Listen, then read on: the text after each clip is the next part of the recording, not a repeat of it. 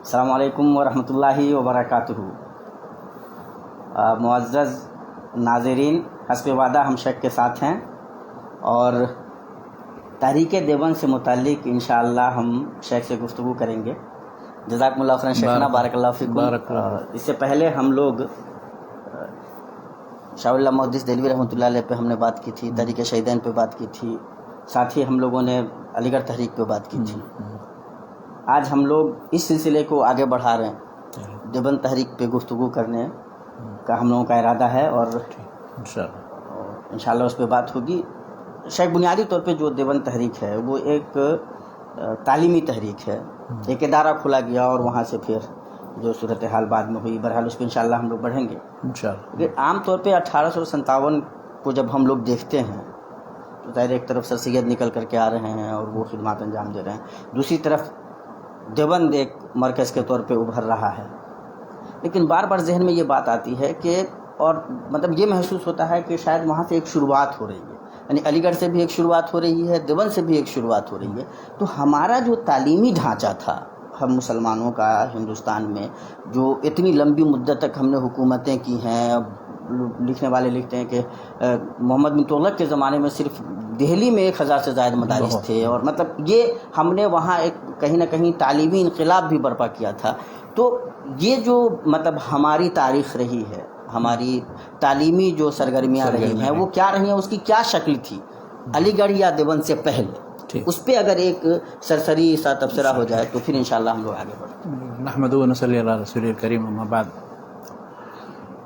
دیکھیے، ہندوستان میں مسلمانوں کا جو نظام تعلیم و تربیت رہا ہے وہ تو پھر کئی صدیوں پر محیط ہے۔ صرف سمجھیے کہ دلی کے اندر 8ویں صدی کے شروع سے جو حکومت شروع ہوئی تو تقریباً 13ویں صدی ہجری کے آخر تک یا وسط تک رہی۔ اس سے پہلے بھی تعلیمی نظام تھا، اور ان سب ادوار کا جائزہ لینے کی ضرورت نہیں ہے، اس لیے کہ بہت لمبی گفتگو ہو جائے گی۔ لیکن مختصر میں یہ کہ 1857 سے پہلے، متصل پہلے 100 سال کے اندر 3 طرح کے ادارے تھے، 3 جگہ تھے، 3 طرح کا نظام تھا پڑھنے پڑھانے کا۔ مدارس تو بہت تھے، لیکن ان تینوں میں نمایاں خصوصیات تھیں کچھ، ان کی وجہ سے کہا جا سکتا ہے کہ وہ نمایاں ادارے تھے۔ ایک تو جو دلی میں شاہ ولی اللہ، بلکہ ان سے پہلے بھی ان کے والد شاہ عبد الرحیم صاحب کا مدرسہ رحیمیہ تھا، تو شاہ ولی اللہ کا ادارہ چلا رہا تھا، ان کا مدرسہ چلا رہا تھا۔ ان کے بیٹے پھر شاہ عبدالعزیز ان کے مسند درس پر بیٹھے، پھر بعد میں شاہ محمد اسحاق بیٹھے، یہاں تک کہ پھر وہ 1857 تک تقریباً، پھر وہ اس سے پہلے ہی ہجرت کر کے چلے جاتے ہیں 1258 ہجری میں۔ اس مدرسے یا اس ادارے کی خصوصیت یہ تھی کہ اس میں قرآن، حدیث وغیرہ کی تعلیم زیادہ دی جاتی تھی، اور فقہ وغیرہ کا بھی بعض چیزیں، اور باقی بہت زیادہ معقولات اور ان چیزوں پر نہیں توجہ تھی۔ دوسرا ایک ادارہ تھا فرنگی محل لکھنؤ کے اندر، جو ملا نظام الدین سہالوی نے اس کے لیے نصاب بھی تیار کیا تھا۔ درس نظامی جو ہم لوگوں کے یہاں رائج ہے سارے عربی مدارس میں، تو وہ درس نظامی درس رسی ملا نظام الدین نے وہ اس کو، ان کی وفات ہوئی تھی 1161 ہجری میں، یعنی شاہ ولی اللہ کے معاصر تھے۔ تو انہوں نے جو نظام بنایا تھا اور جو نصاب بنایا تھا، تو اس نصاب کی خصوصیت یہ ہے کہ اس میں جو ہے تقریباً فقہ اور اصول اور معقولات وغیرہ کا بڑا حصہ تھا، منطق وغیرہ کی کتابیں، فلسفے وغیرہ کی تھی، اس طرح سے لسانیات وغیرہ سے متعلق نحو و صرف وغیرہ کی چیزیں، بلاغت کی، تو وہ ان کے ہاں تھی۔ جو سلسلہ چلا آ رہا تھا اس سے پہلے سے، تو اسی میں منتخب کر کے انہوں نے چنندہ ایسی کتابیں رکھی تھیں کہ جو اولاً تو مختصر ہو، ثانیاً کچھ مشکل عبارتوں میں ہو۔ جو مقصد یہ ہوتا تھا کہ ان کو پڑھ کر کے ذہن میں جلا پیدا ہوگی، یعنی تشہید الاذہان ہوگی، تو لوگ محنت کرنے کے عادی ہوں گے، مشکلات کو حل کرنے کے عادی ہوں گے۔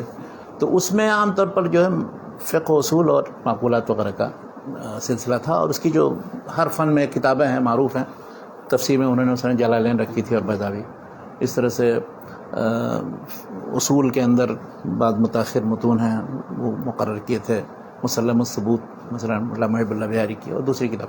تو اس مدرسے یا اس ادارے کی خصوصیت تھی کہ انہوں نے فقہ اور اصول اور معقولات پر توجہ دی۔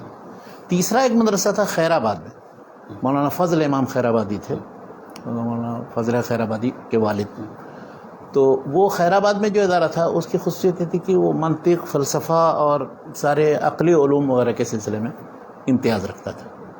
تو اس میں جو پڑھنے والے ہوتے تھے وہ انہی فنون پر زیادہ توجہ دیتے تھے، اور عقلی مناقشات اور علم کلام اور اس سے متعلق. تو یہ 3 طرح کے مدرسے جو تھے متصل 1857 سے 100 سال پہلے کے اندر تھے، اور یہاں تک کہ 1857 کا واقعہ پیش آتا ہے. اب جب 1857 کا واقعہ پیش آتا ہے تو اس کے بعد اب مسلمانوں کو یعنی جو مصائب و مشکلات کا سامنا کرنا پڑا، تو خاص طور پر تعلیمی مسائل بھی پیش آئے. اس لیے کہ اس سے پہلے 1857 کا جب یہ حادثہ پیش آیا ہاں، تو کیا یہ جو ہمارا تعلیمی ڈھانچہ تھا ہاں وہ ختم ہو گیا؟ نہیں، ختم تو نہیں ہوا، وہ ادارے باقی بھی رہے اور بعد میں بھی اس کا سلسلہ رہا. لیکن اس وقت ضرورت یہ محسوس ہوئی کہ اب دو طرح کی ضرورت محسوس ہوئی. ایک تو یہ محسوس ہوئی ضرورت کہ مسلمان جدید تعلیم حاصل کریں تاکہ وہ ملازمت وہ پا سکیں، اور مختلف جگہوں پر ان کی ملازمت اور کسی بھی طرح کا کام کرنے کے اہل بنے ہوں. تو سر سید نے یہ کام کیا 1875 سے، انہوں نے پھر وہ جدید تعلیم کا ادارہ جس پر وہ گفتگو ہم لوگوں نے کی. جی بالکل. اس کے ساتھ ساتھ یہ ضروری تھا،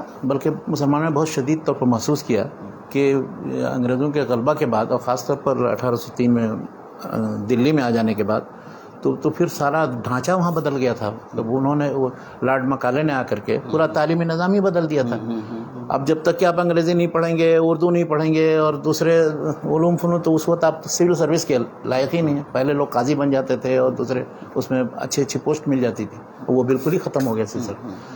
تو اور پھر دوسری چیز یہ کہ اب ہم اپنے دینی تعلیم کا جو نظام ہے یا پوری روایت ہے اس کو ہم کیسے محفوظ رکھیں. یعنی یہ تینوں سلسلہ جو ہے، معقولات کا بھی ہے، قرآن و حدیث کا بھی ہے، اس طرح فقہ و اصول اور ان چیزوں کا. تو اس کے لیے لوگوں نے محسوس یہ کیا کہ ایسا ہے کہ ہمیں ایک ادارہ بنانا چاہیے کہ جہاں ان علوم و فنون سے متعلق، اسلامی علوم فنون سے متعلق اور معقولات سے متعلق جو پڑھتے پڑھاتے تھے، وہاں معقول تعلیم کا انتظام ہو اور ہم اپنی روایت کو محفوظ رکھیں اس طرح سے. اور ورنہ دنیاوی تعلیم کے تو بہت ادارے ہیں، یعنی انگریزوں نے بھی خود قائم کیے تھے اور پھر سر سید نے بھی بعد میں قائم کیا. لیکن دینی تعلیم کے لیے ضروری ہے کہ ہم توجہ دیں. چنانچہ یہ جو دارالعلوم دیوبند قائم ہوا 1857 کے ٹھیک 10 سال کے بعد، 1867 میں 1283 ہجری میں وہ قائم ہوا.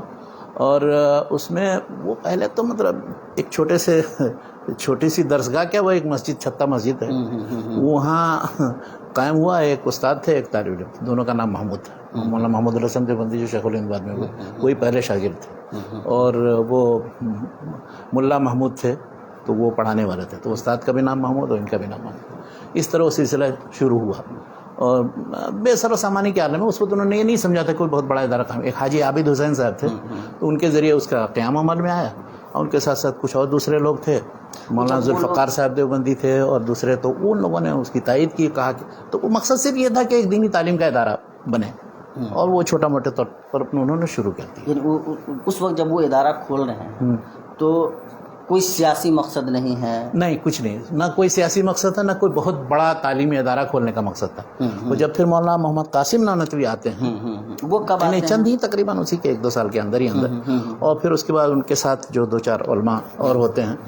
تو جب وہ محتمیم ہوتے ہیں اور وہ ان کے ذمے یہ ہوتے ہے کہ ادارے کو ترقی دے، تب ان کے ہاں یہ جو ہے ایک پورا نقشہ جو تشکیل پاتا ہے ان کے ذہن میں کہ اس کو ایک بہت بڑے تعلیمی ادارے کی شکل دینی چاہیے اور مرکز بن جائے بر صغیر کے اندر. مولانا قاسم نانوتوی. چنانچہ انہوں نے اپنے دور میں بہت زیادہ اس کی ترقی کے لیے ہر طرح کی کوشش کی، اور وہ سارے مطلب ہندوستان کے طول و عرض میں لوگوں کو ہموار کیا، اس کے لیے تیار کیا، اور سب لوگ اس کی تائید کر رہے تھے. چنانچہ پھر اس کی تعمیر کا کام ہوا اس کے 10 سال کے بعد. یعنی مولانا قاسم نانوتوی رحمۃ اللہ علیہ جب آ رہے ہیں تو کیا ان کے آنے کے بعد یہ تحریک مطلب ادارہ جو ہے نا، بڑا ادارہ تو بڑے ادارے کی شکل میں بننے کے لیے اب ایک دوسری جگہ وہاں اس مسجد سے ہٹ کر کے، جس کی جہاں پرانی تعمیر ہے، وہاں عمارت ہے، تو وہاں وہ 10 سال کے بعد یعنی 1283 میں قائم ہوا. اور 1293 ہجری میں وہاں پھر اس کے بعد وہ بلڈنگ بن جاتی ہے. اور اس کی تاسیس کے لیے ان کے ایک دوست تھے، بلکہ ان کے ساتھ انہوں نے کام بھی کیا تھا دلی میں، مولانا قاسم نانوتوی، مولانا احمد علی سہارنپوری، وہ بلائے جاتے ہیں، اس کی تاسیس وہ کرتے ہیں وہاں.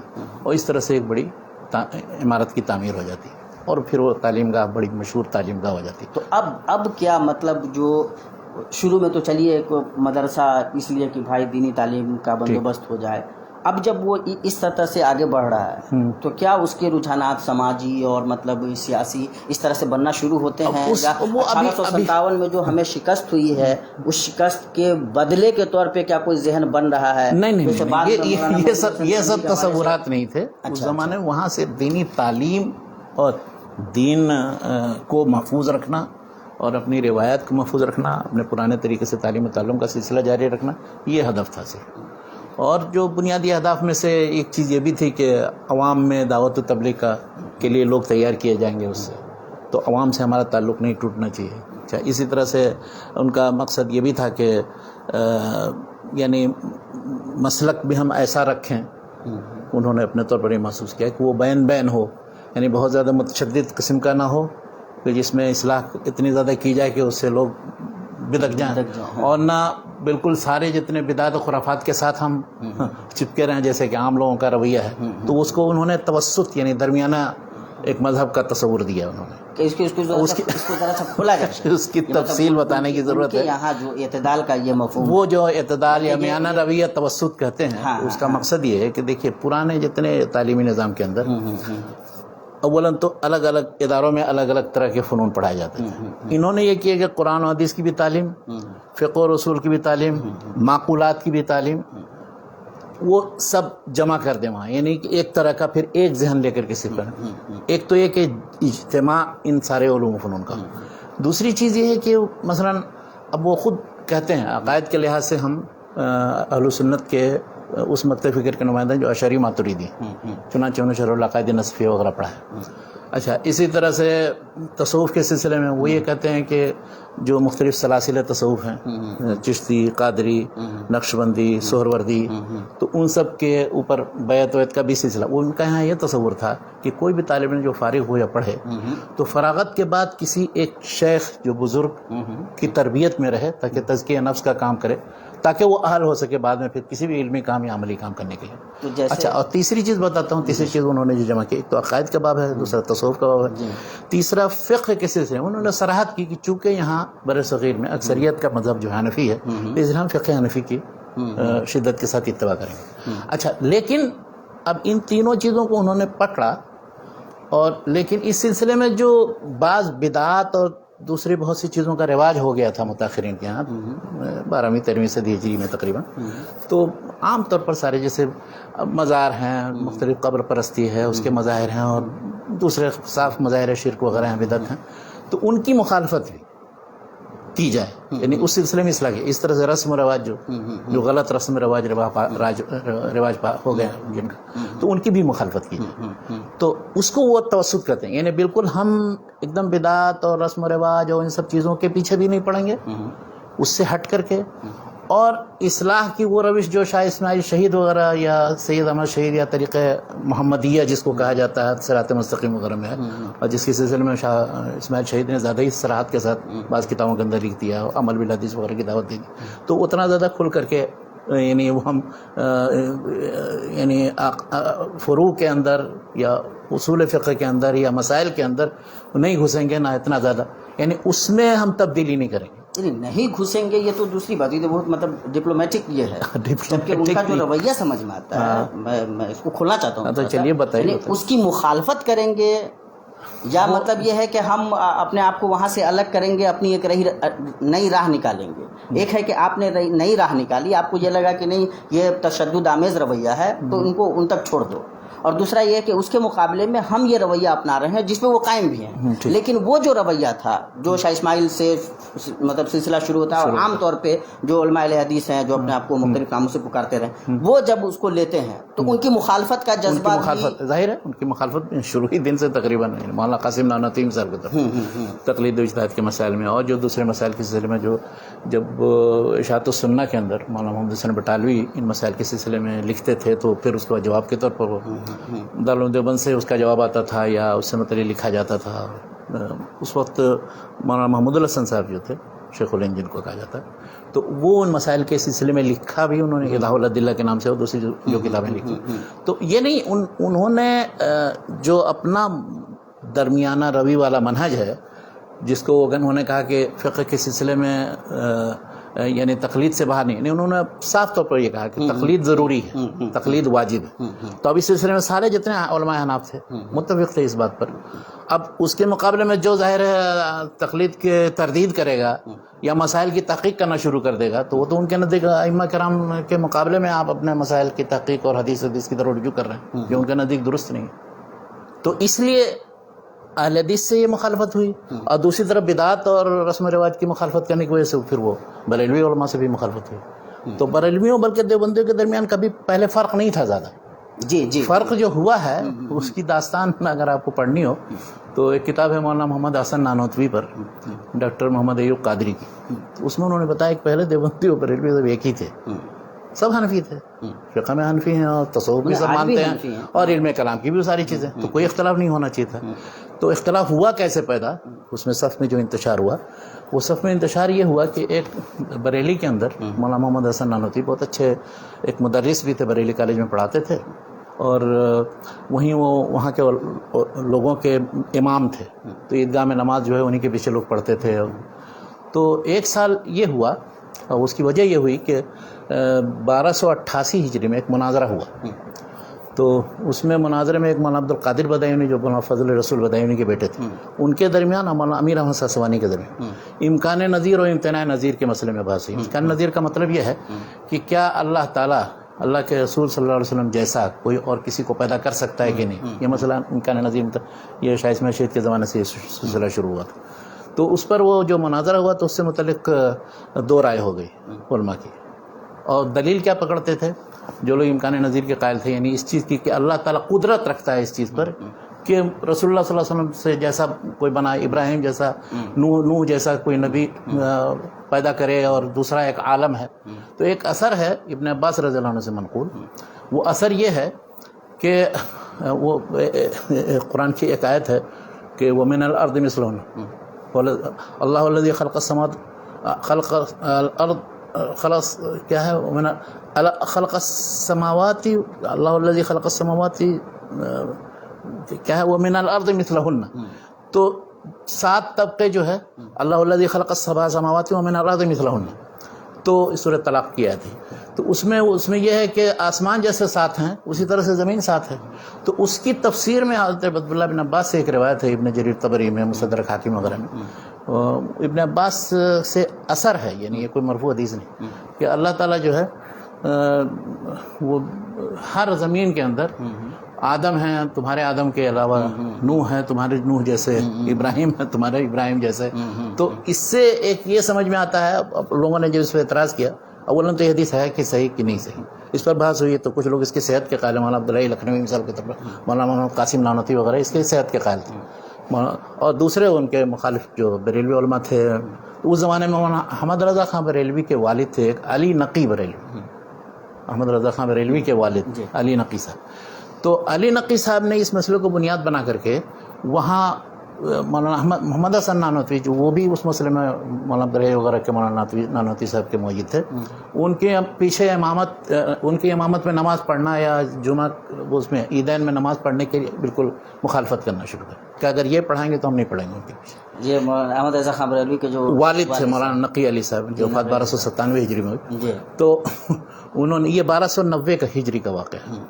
تو اب انہوں نے کہا, یہ سیدھے سادے تھے بیچارے, علم دوست آدمی تھے, مولانا محمد حسن نانوتوی صاحب نے یہ کہا کہ بھائی کوئی بھی پڑھائے, میں فلاں پڑھا دے, کوئی بھی پڑھائے, مجھے کوئی ضرورت. جب گئے وہاں پڑھنے کے لیے نماز, تو لوگوں نے کہا کہ نہیں آپ ہی نماز پڑھائیں گے, دوسرا نہیں پڑھائے گا.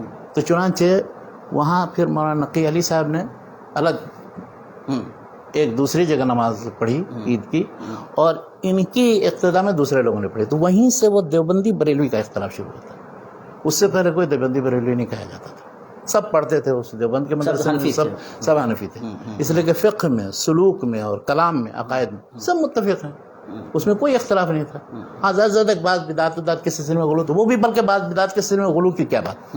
یعنی اگر آپ عقائد کی کتابیں دیکھیے دیوبندی علماء کی لکھی ہوئی, جیسے حفظ الامان ایمان ہے مولانا اشرف علی تھانوی کی, یا مثلا مولانا خلیل احمد سہارنپوری کے بارے نقاطع ہے, یا جو بھی کوئی عقیدے کی کتاب, نظری جتنی کتاب ہے اس میں سب ان چیزوں کو بدعات اور خرافات اور شرکیات کا ہے.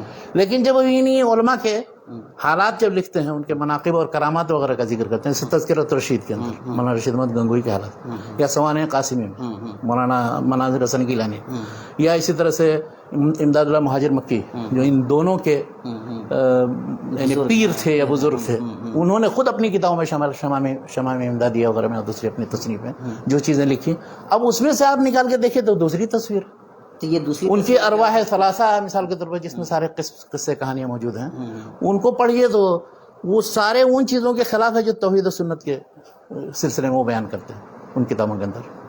یعنی کہ نظری طور پہ جن چیزوں کو قبول کرتے ہیں عملی طور پر خود اپنے پیروں اور علماء کے بارے میں وہ چیزیں ثابت کرتے ہیں. تو اس چیز کو آپ کیا کہیں گے؟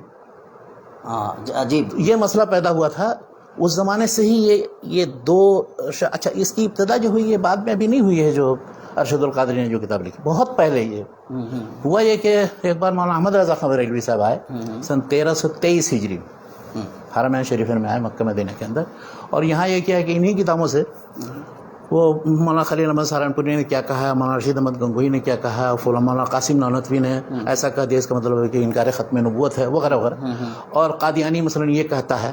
تو سب کو جوڑ جاڑ کر کے علماء حرمین شریفین کے پاس ایک فتویٰ پیش کیا استفتاء کہ جو لوگ اس طرح کا عقیدہ رکھتے ہیں وہ کیا ہے، ان کو کافر کہا جائے کہ نہیں کہا جائے. تو ان سب لوگوں سے دستخط لے لیا اور سب لوگوں سے فتوے لے لیے کہ سب کو کافر لے لیا. اس کتاب کا نام حسام الحرمین علی اہل الکفر والمین. وہ انہوں نے جب چھاپا اب وہ بڑی کھلبلی مچی، تو دیوبندیوں نے پھر حقیقت حال بتانے کے لیے وہاں سے پھر اس کے بعد یہاں سے ایک سوال نامہ بنایا اور وہاں علماء کے پاس بھیجا. تو مولانا خلیل احمد سہارنپوری نے جواب دیا اس کا المحند علی المفند کے نام سے. یہ 1325 میں چھپی ہے، یعنی 1907. تو انہوں نے ان سارے عقائد کے سلسلے میں وضاحت کی کہ یہ سب ہم لوگوں کی طرف غلط طریقے سے منسوب ہے، یہ درست نہیں ہے. اصل میں یہ سب قطر بیعت کر کے اور کچھ تبدیلی کر کے اور کاٹ چھانٹ کر کے انہوں نے ایسے انداز میں پیش کیا کہ ہم لوگوں کو گمراہ قرار دیا، واللہ ہم لوگ ایسے نہیں. تو یہ اس المحند المفند حسام الحرمین کی حقیقت 1323 یعنی آج سے 1905 اور 1907 کی باتیں ہیں. ارشد القادری نے بعد میں وہی کتاب ایک لکھی زلزلہ کے نام سے، جو 1975-76 میں تقریباً.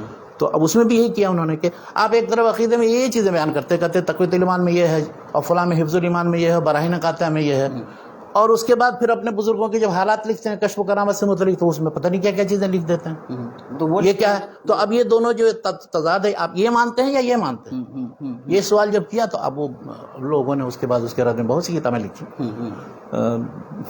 مولانا منظور نعمانی نے بریلوی فطرے کا نیا روپ اور دوسری کتابیں لکھی تھیں اس زمانے میں. لیکن اس سب کے بعد پھر اس کے بعد اس نے رد لکھا زیر و زبر کے نام سے ارشد القادری نے. اس زمانے میں جب زلزلہ چھپی تھی تو ہم لوگ پڑھتے تھے بنارس میں، تو اس پر تبصرہ آیا تھا مدیر تجلی کا عامر عثمانی صاحب. وہ تھوڑا آزاد خیال تھے. انہوں نے جب دیکھا تو کہا کہ تو معاملہ تو بہت گڑبڑ ہے، یہ لوگ عقائد میں یہ چیزیں لکھتے ہیں سرات کے ساتھ، پھر بعد میں اپنے بزرگوں کے بارے میں سوچتے. تو میں کہنا یہ چاہتا ہوں مختصراً کہ بریلویوں دیوبندیوں کے درمیان عملی طور پر قبر سے استمداد ہے یا فیض حاصل کرنا ہے یا توسل کا مسئلہ ہے یا شد رحال الی زیارت قبر نبی صلی اللہ علیہ وسلم کا مسئلہ ہے یا وحدت الوجود کا مسئلہ ہے، اس میں کچھ اختلاف نہیں. عملاً اختلاف نہیں، عملاً کچھ اختلاف. نظری طور پر کسی نے تردید بھی کی ہے، کسی نے تائید بھی کی ہے، کسی نے تو کھل کر کے تائید کی ہے، اس کی طرف دعوت بھی دی ہے. لیکن عمومی طور پر اہل دیوبند یہ کہتے ہیں کہ یہ بزرگوں کے اپنے اعمال و مال ہے، اس سے متعلق وہ اس کو یا تو کشف و کرامت پر محمول کر دیتے ہیں یا تو یہ تو عجیب صورتحال ہے. مطلب دیوبندی بریلویوں کے درمیان مسائل میں اختلاف نہیں ہے، صرف وہ جو بظاہر اب وہ قبر کو پختہ نہیں بناتے ہیں دیوبندی، اور یہ پختہ بناتے ہیں. لیکن چاہے پختہ بنائیں وہاں جا کر کے جب مراقبے میں اور اس سے فیض حاصل کر رہے ہیں اہل قبور سے، یہ اعتقاد رکھتے ہیں. بلکہ باقاعدہ محند المفند میں مولانا خلیل احمد سہارنپوری نے لکھا ہے کہ رسول اللہ صلی اللہ علیہ وسلم دنیاوی زندگی ان کو قبر میں، برزخی نہیں جو سب کے سب کی. اور اسی بنیاد پر بعض علماء نے جب اختلاف کیا تو وہ مماتی قرار دیے گئے، حیاتی مماتی دو گروپ. تو یہ چیزیں ان لوگوں کے درمیان اصل میں سب مشترک ہیں. تفصیل میں اگر آپ جائیں تو ساری چیزیں آپ کو ملیں گی. لیکن پھر بھی یہ کہتے ہیں کہ ہم بہت سی بدعات خرافات کو نہیں مانتے. نظریہ تو ٹھیک ہے آپ نہیں مانتے بہت اچھا، لیکن جب آپ اپنے بزرگوں کے حالات لکھتے ہیں تو وہ سب چیزیں کیوں ڈال دیتے ہیں؟ یا پھر اگر وہ کچھ انحرافات نظر آتے ہیں تو ان سے اپنے آپ کو الگ بھی کرنے کی کوشش کیجیے نا. کہیے نا کہ یہ چیزیں غلط ہیں یا ہمارے بزرگ ہو گئی ہیں یا سہو ہو سکتا ہے, تو یہ بہت ٹیڑھا مسئلہ ہے, اس کا کوئی جواب نہیں. اچھا, ان لوگوں کے پاس یا کسی, یعنی آپ یا تو بالکل ہی ٹھیٹھ اہل حدیثوں کی طرح کہیے کہ یہ سب چیزیں عقیدہ ہے, اور اس کے خلاف جو بھی ہو, چاہے اہل حدیثوں میں کوئی ہوگا اس کو بھی ہم کہیں گے گمراہ ہے, اور یا پھر کہیے کہ وہ عقیدے ہیں جو جن پر علماء قائم ہیں اور جو چلا آ رہا ہے وہ سب صحیح ہے. تو یعنی یہ عقیدے کی جو کتابیں ہیں اس میں یہ سب غلو کیا گیا ہے. یعنی یوں دیکھا جائے جو منہج انہوں نے اختیار کیا, تو وہ کہتے ہیں کہ اپنے آپ کو کہ ہم متوسط ہیں, درمیانی ہیں دونوں. یہ کیا توسط, تو یہ کون سا توسط ہو؟ توسط تو دونوں کی طرف سے ان کو اعتراض کا سامنا کرنا پڑا. اس طرف تقلید اور اجتہاد کے مسائل, ہمارے حدیث کے مسائل کو اہل حدیث کی طرف سے, اور اس طرف سے وہ بدعت اور شرکیات میں ان کو متہم کرتے تو وہ ان کو دکھاتے ہیں آئینہ. تو اس طرح سے یہ لڑائی کی شکل موجود ہے, اور آج تک یہ صورت ہے افسوس کے. اور اس کی وجہ سے امت اسلامیہ ہند جو ہے یہ 3 ایسے گروپ میں تقسیم ہے کہ اس کے بعد کبھی ملنے کی صورت نہیں. اللہ ماشاء اللہ کچھ جو ایسی انجمنیں یا طریقیں چلی ہیں بعد میں, انشاءاللہ بعد میں. تو یہ کیوں ہے کہ جب وہ مطلب یہ تینوں فرقے مطلب جو گروپ ہیں اگر ہم سب اپنے آپ کو اہل سنت کہتے ہیں, تو پھر یہ مطلب جیسے جب بھی دیوبند کی بات آتی ہے تو ان کو مولانا شفیع علی تھانوی رحمۃ اللہ علیہ سے جوڑ کر دیکھا جاتا ہے, احمد رضا خان بریلوی صاحب سے بریلوی مطلب فرقے کو, اور سید نذیر حسین محدث دہلوی رحمۃ اللہ علیہ سے سید نذیر حسین کی طرف. تو یہ 3 شخصیات نے ایسا کیا کیا کہ یہ 3 مطلب کیا کہتے ہیں گروپ تینوں نے پہلی بار نہیں ایسا کیا. مولانا شفیع علی تھانوی ان کے جو پیر و مرشد تھے مولانا امداد اللہ مہاجر مکی ہیں, مولانا امداد اللہ مہاجر مکی, مولانا محمد قاسم نانوتوی, مولانا رشید احمد گنگوئی, ان کے بھی پیر و مرشد ہیں. اور بلکہ پورا دیوبند کا جو حلقہ ہے وہ سب اسی سلسلے سے وابستہ ہے. تو مولانا شفیع تھانوی ہوئے یا اور بھی جتنے ان کے سلسلے سے وابستہ ہیں, ان سب کا وہ صوفیانہ وہ سلسلہ ہے. ان سب میں وہ سب چیزیں موجود ہیں جو دوسری جگہوں پر بھی موجود ہیں. مولانا احمد رضا خان صاحب جو تھے انہوں نے بس وہ چونکہ ان کو سب سے زیادہ مطلب دشمنی تھی مولانا اسماعیل شہید سے, شاہ اسماعیل شہید, تقویۃ الایمان مطلب ان کے لیے ایٹم بم کا درجہ رکھتے ہیں. تو انہوں نے ان پر تردید کرنا, ان کی مخالفت کرنا, جیسے مولانا فضل امام خیر آبادی, انہوں نے فضل امام نہیں, وہ تھے فضل رسول بدایوں نے مخالفت شروع کی تھی.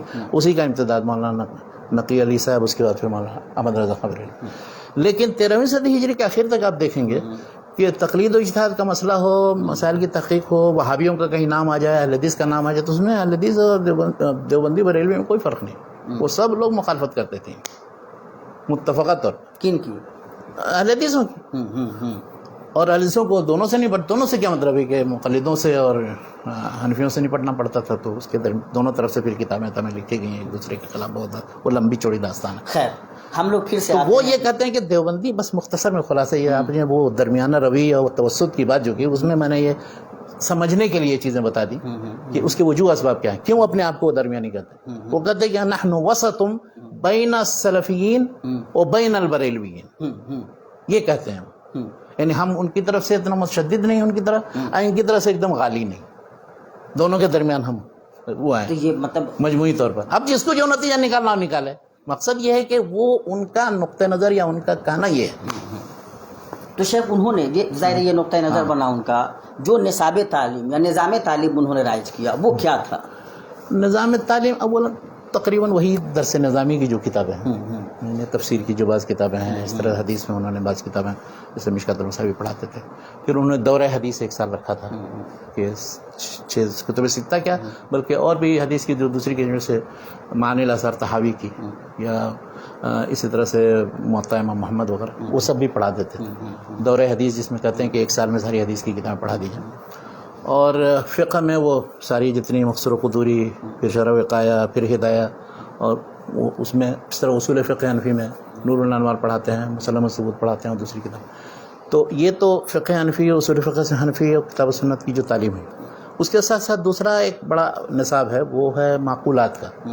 تو منطق, فلسفہ, علم کلام وغیرہ کی بہت سی چیزیں وہ کتابیں نصابی جو ہیں, وہ ساری نصابی کتابیں جو مولانا نظام الدین صاحب نے رکھی ہیں, تھوڑی سی تبدیلی حسب ذائقہ.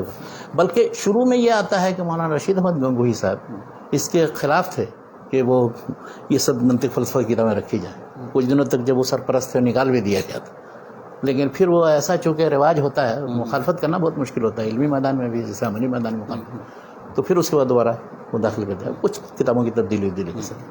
تو یہ معقولات کا نصاب ہوا. یوں سمجھ میں آتا ہے کہ مولانا رشید احمد گنگوہی جو تھے وہ نسبتاً علماء دیوبند میں یہ کہا جائے گا کہ بالکل وہ غلو کی طرف جانے میں یا بہت زیادہ دیوبندیوں بریلویوں کے قریب ہونے میں وہ ایک طرح سے مانے تھے، اور انہوں نے لوگوں کو موڑ دیا سنت و توحید کی طرف. اگر وہ روش اختیار کی جاتی جو عام علماء دیوبند کے دوسرے لوگوں کے، تو پھر بہت زیادہ غالب ان کے درمیان کوئی فرق نہیں رہ جاتا. یہ مولانا رشید احمد گنگوہی نسبتاً ان کے. اچھا، کیا بات. ہاں، بلکہ ان سے کبھی کبھی سوال بھی کیا گیا، یعنی اگرچہ انہوں نے رد کیا ہے مسائل کے سلسلے میں، مناقشہ بھی کیا ہے اہل حدیثوں سے، لیکن ہے کہ ان سے جب اہل حدیث کے بارے میں سوال کیا جاتا تھا تو وہ بہت ہی معتدل رائے رکھتے تھے. وہ کہتے کہ اہل سنتی کا ایک گروپ ہے، ٹھیک ہے، ہمارا ان سے کچھ مسائل میں. اور اس طرح کے بعض فتح بعض علماء دیوبند بھی دیتے ہیں، جیسے مولانا کفایت اللہ دہلوی اور دوسرے. لیکن عام علماء دیوبند جو ہے وہ دیوبندی، وہ سارے اہل حدیث کے بھی مخالف ہیں، بریلویوں کے بھی مخالف. یعنی جتنی شدت کے ساتھ مخالفت وہ بریلویوں کی کرتے ہیں، وہ اس سے زیادہ شدت کے ساتھ ان کی کرتے ہیں، اس لیے کہ یہ ہمارے امام کی توہین کرتے ہیں. ان کے تصور، ان کو فتنہ غیر مقلد، رد غیر مقلد وغیرہ وغیرہ، وہ پتہ نہیں کیا کہ بہت سی کتابیں. ابو بکر غازی پوری تک انتقال ہو گیا ان کا، اور بھی دوسرے لوگ وہ لگے ہوئے ہیں ابھی بھی. بلکہ دارالعلوم کی طرف سے اس طرح کا کام ہوتا ہے، جمعیت العلماء کے پلیٹ فارم سے اس طرح کا کام ہوتا ہے. تو یہ سب کام ہو رہا ہے اور ہوتا رہتا ہے، اور لڑتے بھیڑتے رہتے ہیں. کم سے کم جمعیت العلماء کے پلیٹ فارم سے تو نہیں ہونا چاہیے. جمعیت العلماء تو جس غرض سے انشاءاللہ اگر اس پر آئیں گے تو گفتگو کریں گے.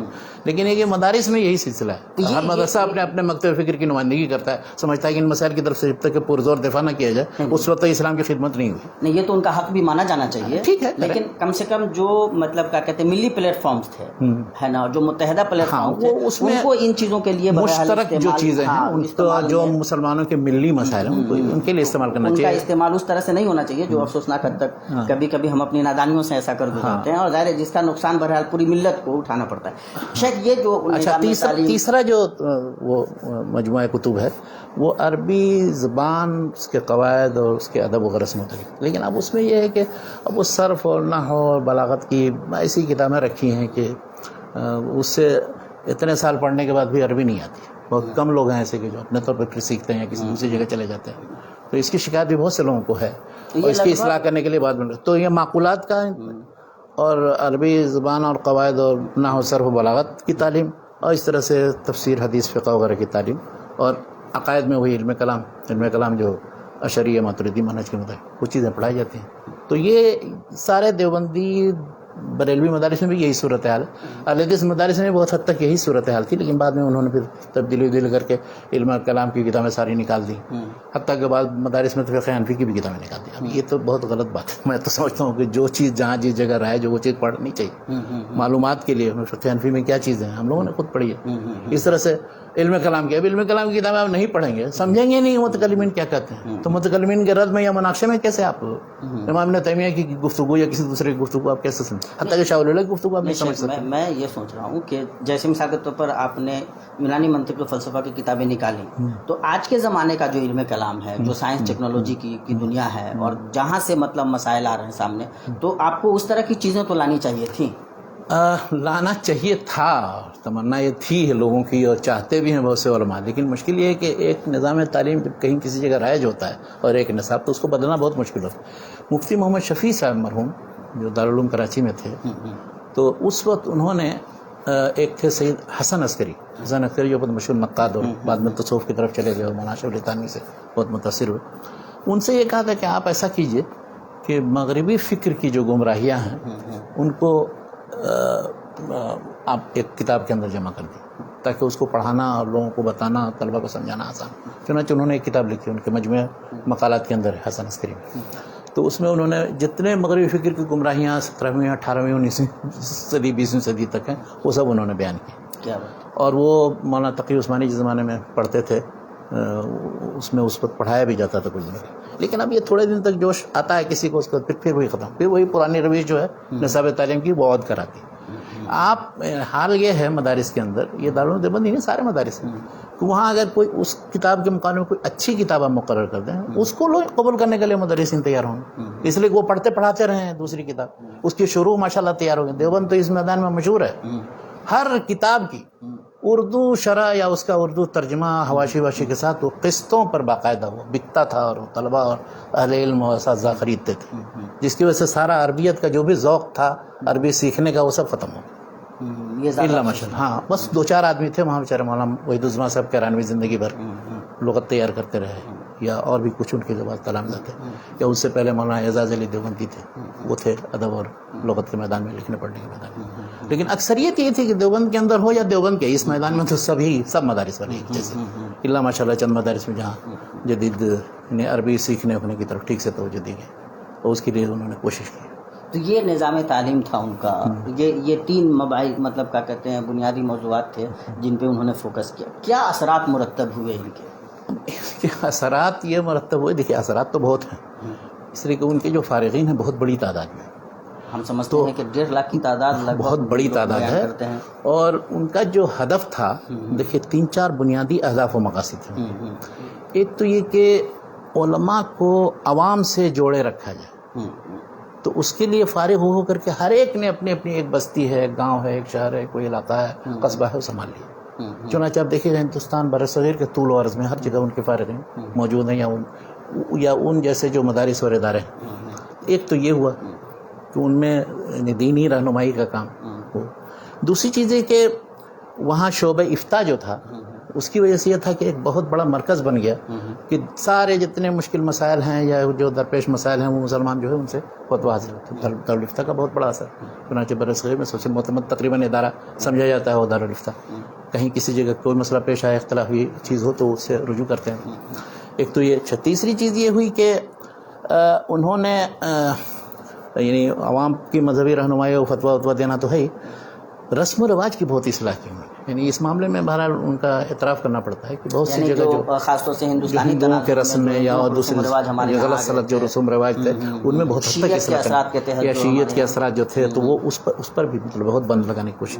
اور عمومی طور پر دعوت تبلیغ، بلکہ دعوت تبلیغ تو عمومی طور پر تو کہا جائے تو سب سے زیادہ گاؤں پھیل کر کے تو انہی کے ایسے منتسب جو لوگ تھے، اور خاص طور پر تبلیغ جماعت قائم ہونے 1927 کے بعد وہ تو ہر جگہ جا کر کے مان لو الیاس کاندھلوی اور ان کے بعد سے جو دعوت شروع ہوئی تو ہر جگہ جا کر کے انہوں نے یعنی کتنے جو ایسے تھے گمراہی میں یا بے دین تھے یا کلمہ بھی نہیں آتا ہے، نماز پڑھنا نہیں آتا، ان لوگوں کو دین کی طرف لانے کا.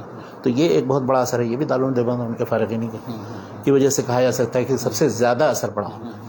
اچھا، اس کے علاوہ پھر یہ کہ اس زمانے میں جس زمانے میں دارالعلوم دیوبند قائم ہوا تھا تو اس وقت آپ دیکھیے اگر اس وقت مشنری کی تاریخ اگر آپ پڑھیں عیسائی مشنری کی، وہ لوگ جا کر کے ہر جگہ چیلنج کرتے رہتے تھے مسلمانوں کو اور ہر جگہ وہ پمفلٹ بانٹتے تھے. تو ان سے مناظرہ کی نوبت، ان پر رد کرنے کا کام یہ تو مولانا قاسم نانوتوی نے شروع کر دیا تھا اپنی زندگی میں پہلے بھی اور پھر دارالعلوم دیوبند میں رہتے ہوئے بھی. اور کئی جگہ مختلف جگہوں پر جیسے مختلف مذاہب والے اپنے اپنے مذہب کے بارے میں بتاتے ہیں تو میلہ خدا شناسی میں ایک اپنی تقریر کی تھی وہاں شاہجہاں آباد کے اندر. اسی طرح ایک روڑکی ایک جگہ ہے یو پی کے اندر، وہاں بھی اسی طرح سے ایک ہوا تو قبلہ نما کے نام سے ایک کتاب لکھی. اور دوسرے علماء نے بھی کافی. تو عیسائیوں کا تعاقب رد کرنا، اسی طرح سے قادیانیت کا جو فتنہ پھیلا تو اس کے مقابلے میں جو بڑے بڑے علماء دیوبند جو ہیں سب اس کے سامنے آئے، عربی میں، اردو میں، ہر زبان میں کتابیں لکھی. بڑی تعداد علماء دیوبند کی، بلکہ ابھی وہ پورا جو رد قادیانیت کا سلسلہ ہے وہ بہت کتنی جلدوں میں وہ سارے رسائل چھاپ دیے ہیں لوگوں نے. ایک تحریک ختم نبوت، عالمی تحریک ختم نبوت جس کی قیادت بھی علماء دیوبندی کر رہے ہیں، تو ان لوگوں نے وہ ساری کتابیں چھاپ دی. حتیٰ کہ اس میں جن علماء اہل حدیث نے کام کیا وہ کتابیں بھی سب اس میں ڈال دی. ایک جلد پوری مولانا صلی اللہ علیہ وسلم کے رسائل پر مشتمل ان لوگوں نے چھاپا ہے.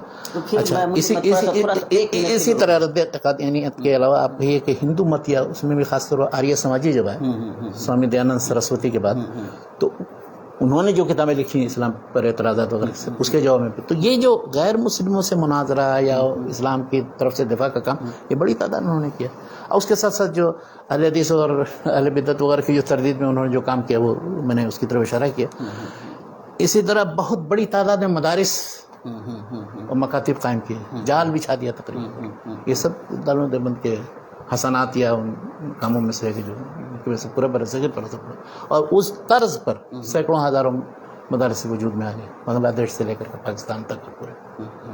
اور پھر اس کا اثر محدود صرف بر صغیر ہی تک نہیں تھا، یعنی وہاں پڑھنے والے بڑی تعداد میں دوسرے ملکوں، ملیشیا، انڈونیشیا وغیرہ، چین اور ساؤتھ افریقہ اور روس کے جو تحت جو مختلف ریاستیں تھیں اس کی وجہ سے ساؤتھ افریقہ اور یورپ وغیرہ میں بہت جگہوں، حتیٰ کہ عرب ممالک سے بھی بعض گئے وہاں پر شاید انہوں نے پڑھا.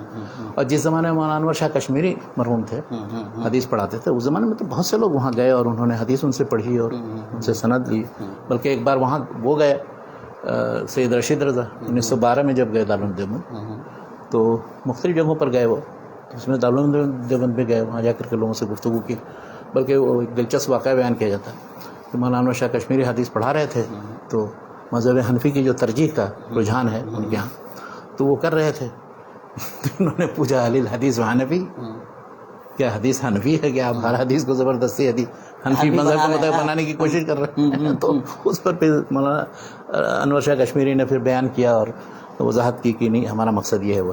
لیکن ایک بات ہے، مطلب یہاں جملہ مترجہ کے طور پر میں بتاؤں کہ خود علماء دیوبند کو اس کا اعتراف ہے کہ شاہ ولی اللہ کی مکانت علمی اور جلالت علمی چاہے کچھ بھی ہو، لیکن تائید فقہ حنفی کا وہ کام نہیں ہوا ان سے جو دارالعلوم دیوبند میں ہوا. یہ سید محبوب رضوی صاحب نے تاریخ دیوبند میں یہ بات لکھی ہے، نقل کی.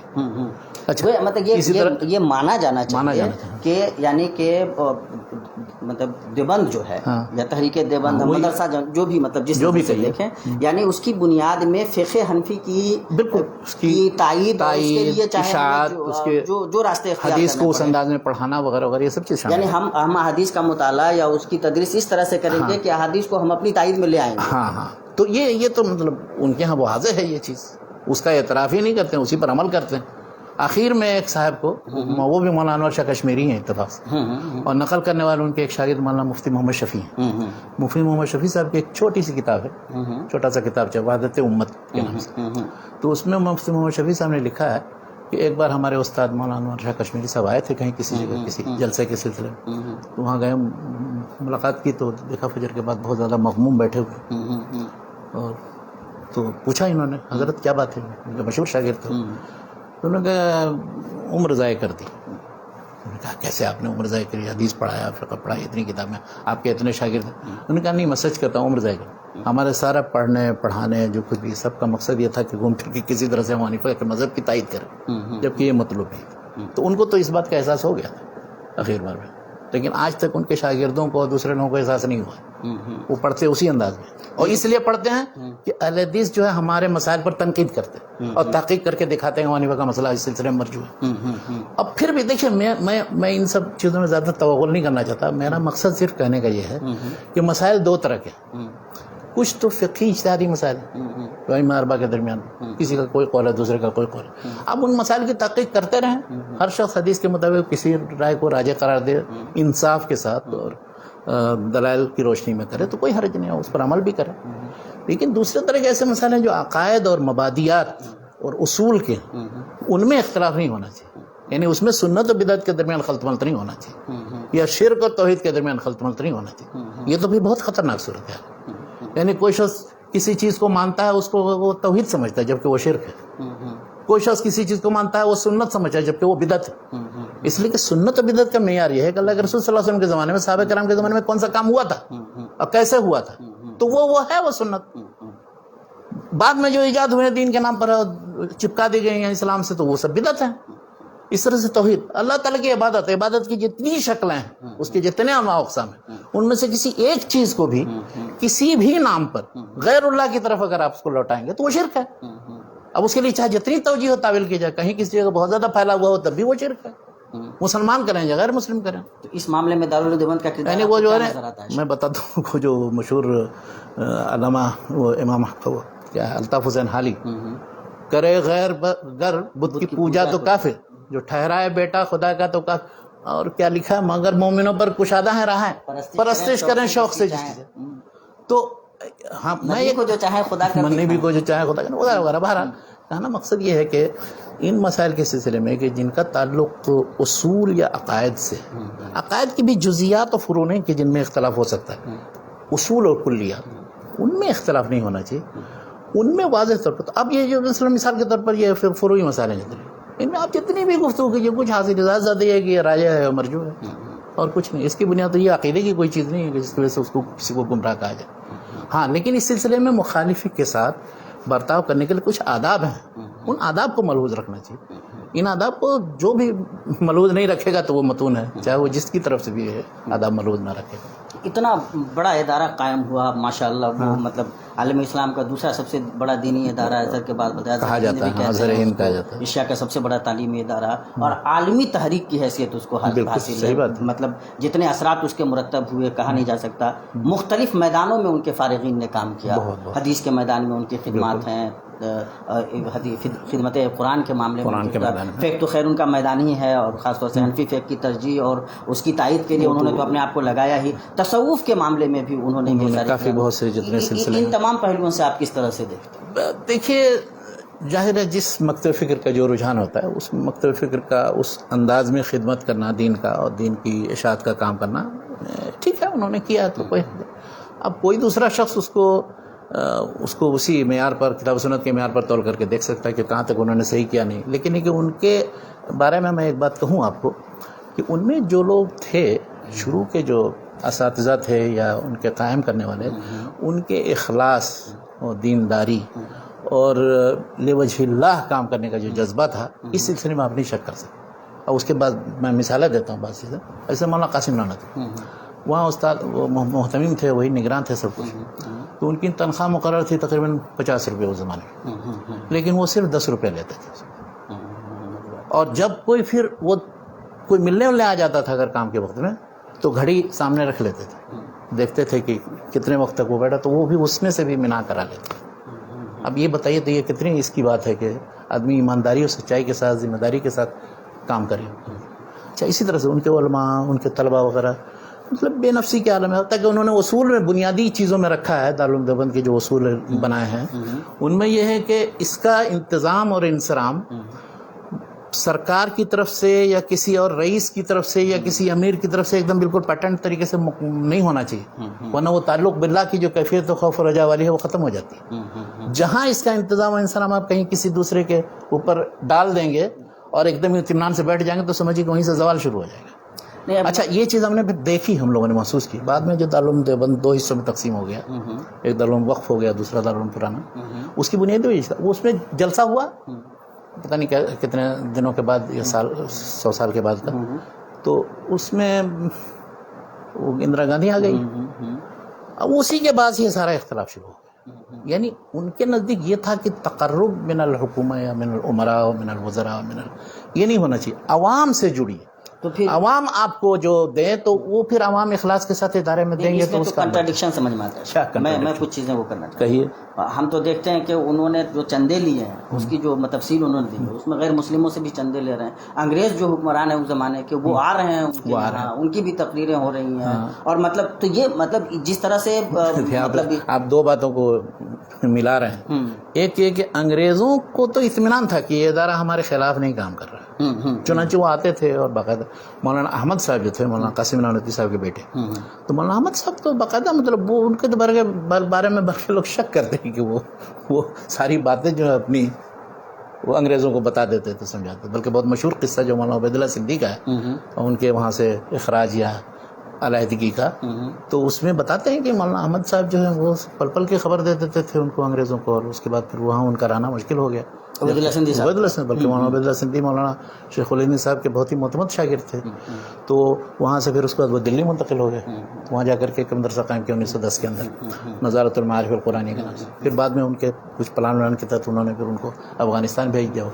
تو اس طرح کے انگریزی حکومت ناراض نہ رہے ہم سے, اور ہم ان کے دست نگر نہیں رہے. یہ نہیں کہ وہ ہمیں مدد کریں, اس کا ذکر نہیں آتا ہے زیادہ, لیکن وہاں آ کے دیکھتے تھے. ان کو یہ اطمینان ہونا چاہیے تھا کہ یہاں پر جو تعلیمی ادارہ ہے تو وہاں کے پروڈکٹ کیسے ہوں گے, ہماری مخالفت میں نہیں اٹھ کھڑے ہوں گے. تو اس زمانے میں یعنی 19ویں صدی کے اندر اور 20ویں صدی کے تقریباً ربع اول تک. لیکن جب 20ویں صدی کے ربع اول سے 1919-20 کے بعد جب تحریک شروع ہوئی تو اس میں کیا علماء دیوبند اور کیا اہل حدیث اور کیا بریلوی سب شریک ہو گئے اس میں, کیا مسلمان اور کیا ہندو. پھر وہ تحریک آزادی عام ہو گئی. پھر اس میں وہ سلسلہ سب ختم ہو گیا جو بھی تھا. لیکن اس کے بعد بھی کیا ہوا نہیں, لیکن میں تھوڑا سا ایک چیز اور کلیئر کروں. تو پھر جب مولانا محمود حسین دیوبندی رحمۃ اللہ علیہ کے حوالے سے یہ بات کہی جاتی ہے کہ ہمارا اصل مقصد تو مطلب ہم نے تعلیم و تدریس کو دراصل ایک پردہ بنا لیا ہے، لیکن ہمارا مقصد تو 1857 کا بدلہ لینا ہے جب وہ صورتحال پیدا کرنی ہے.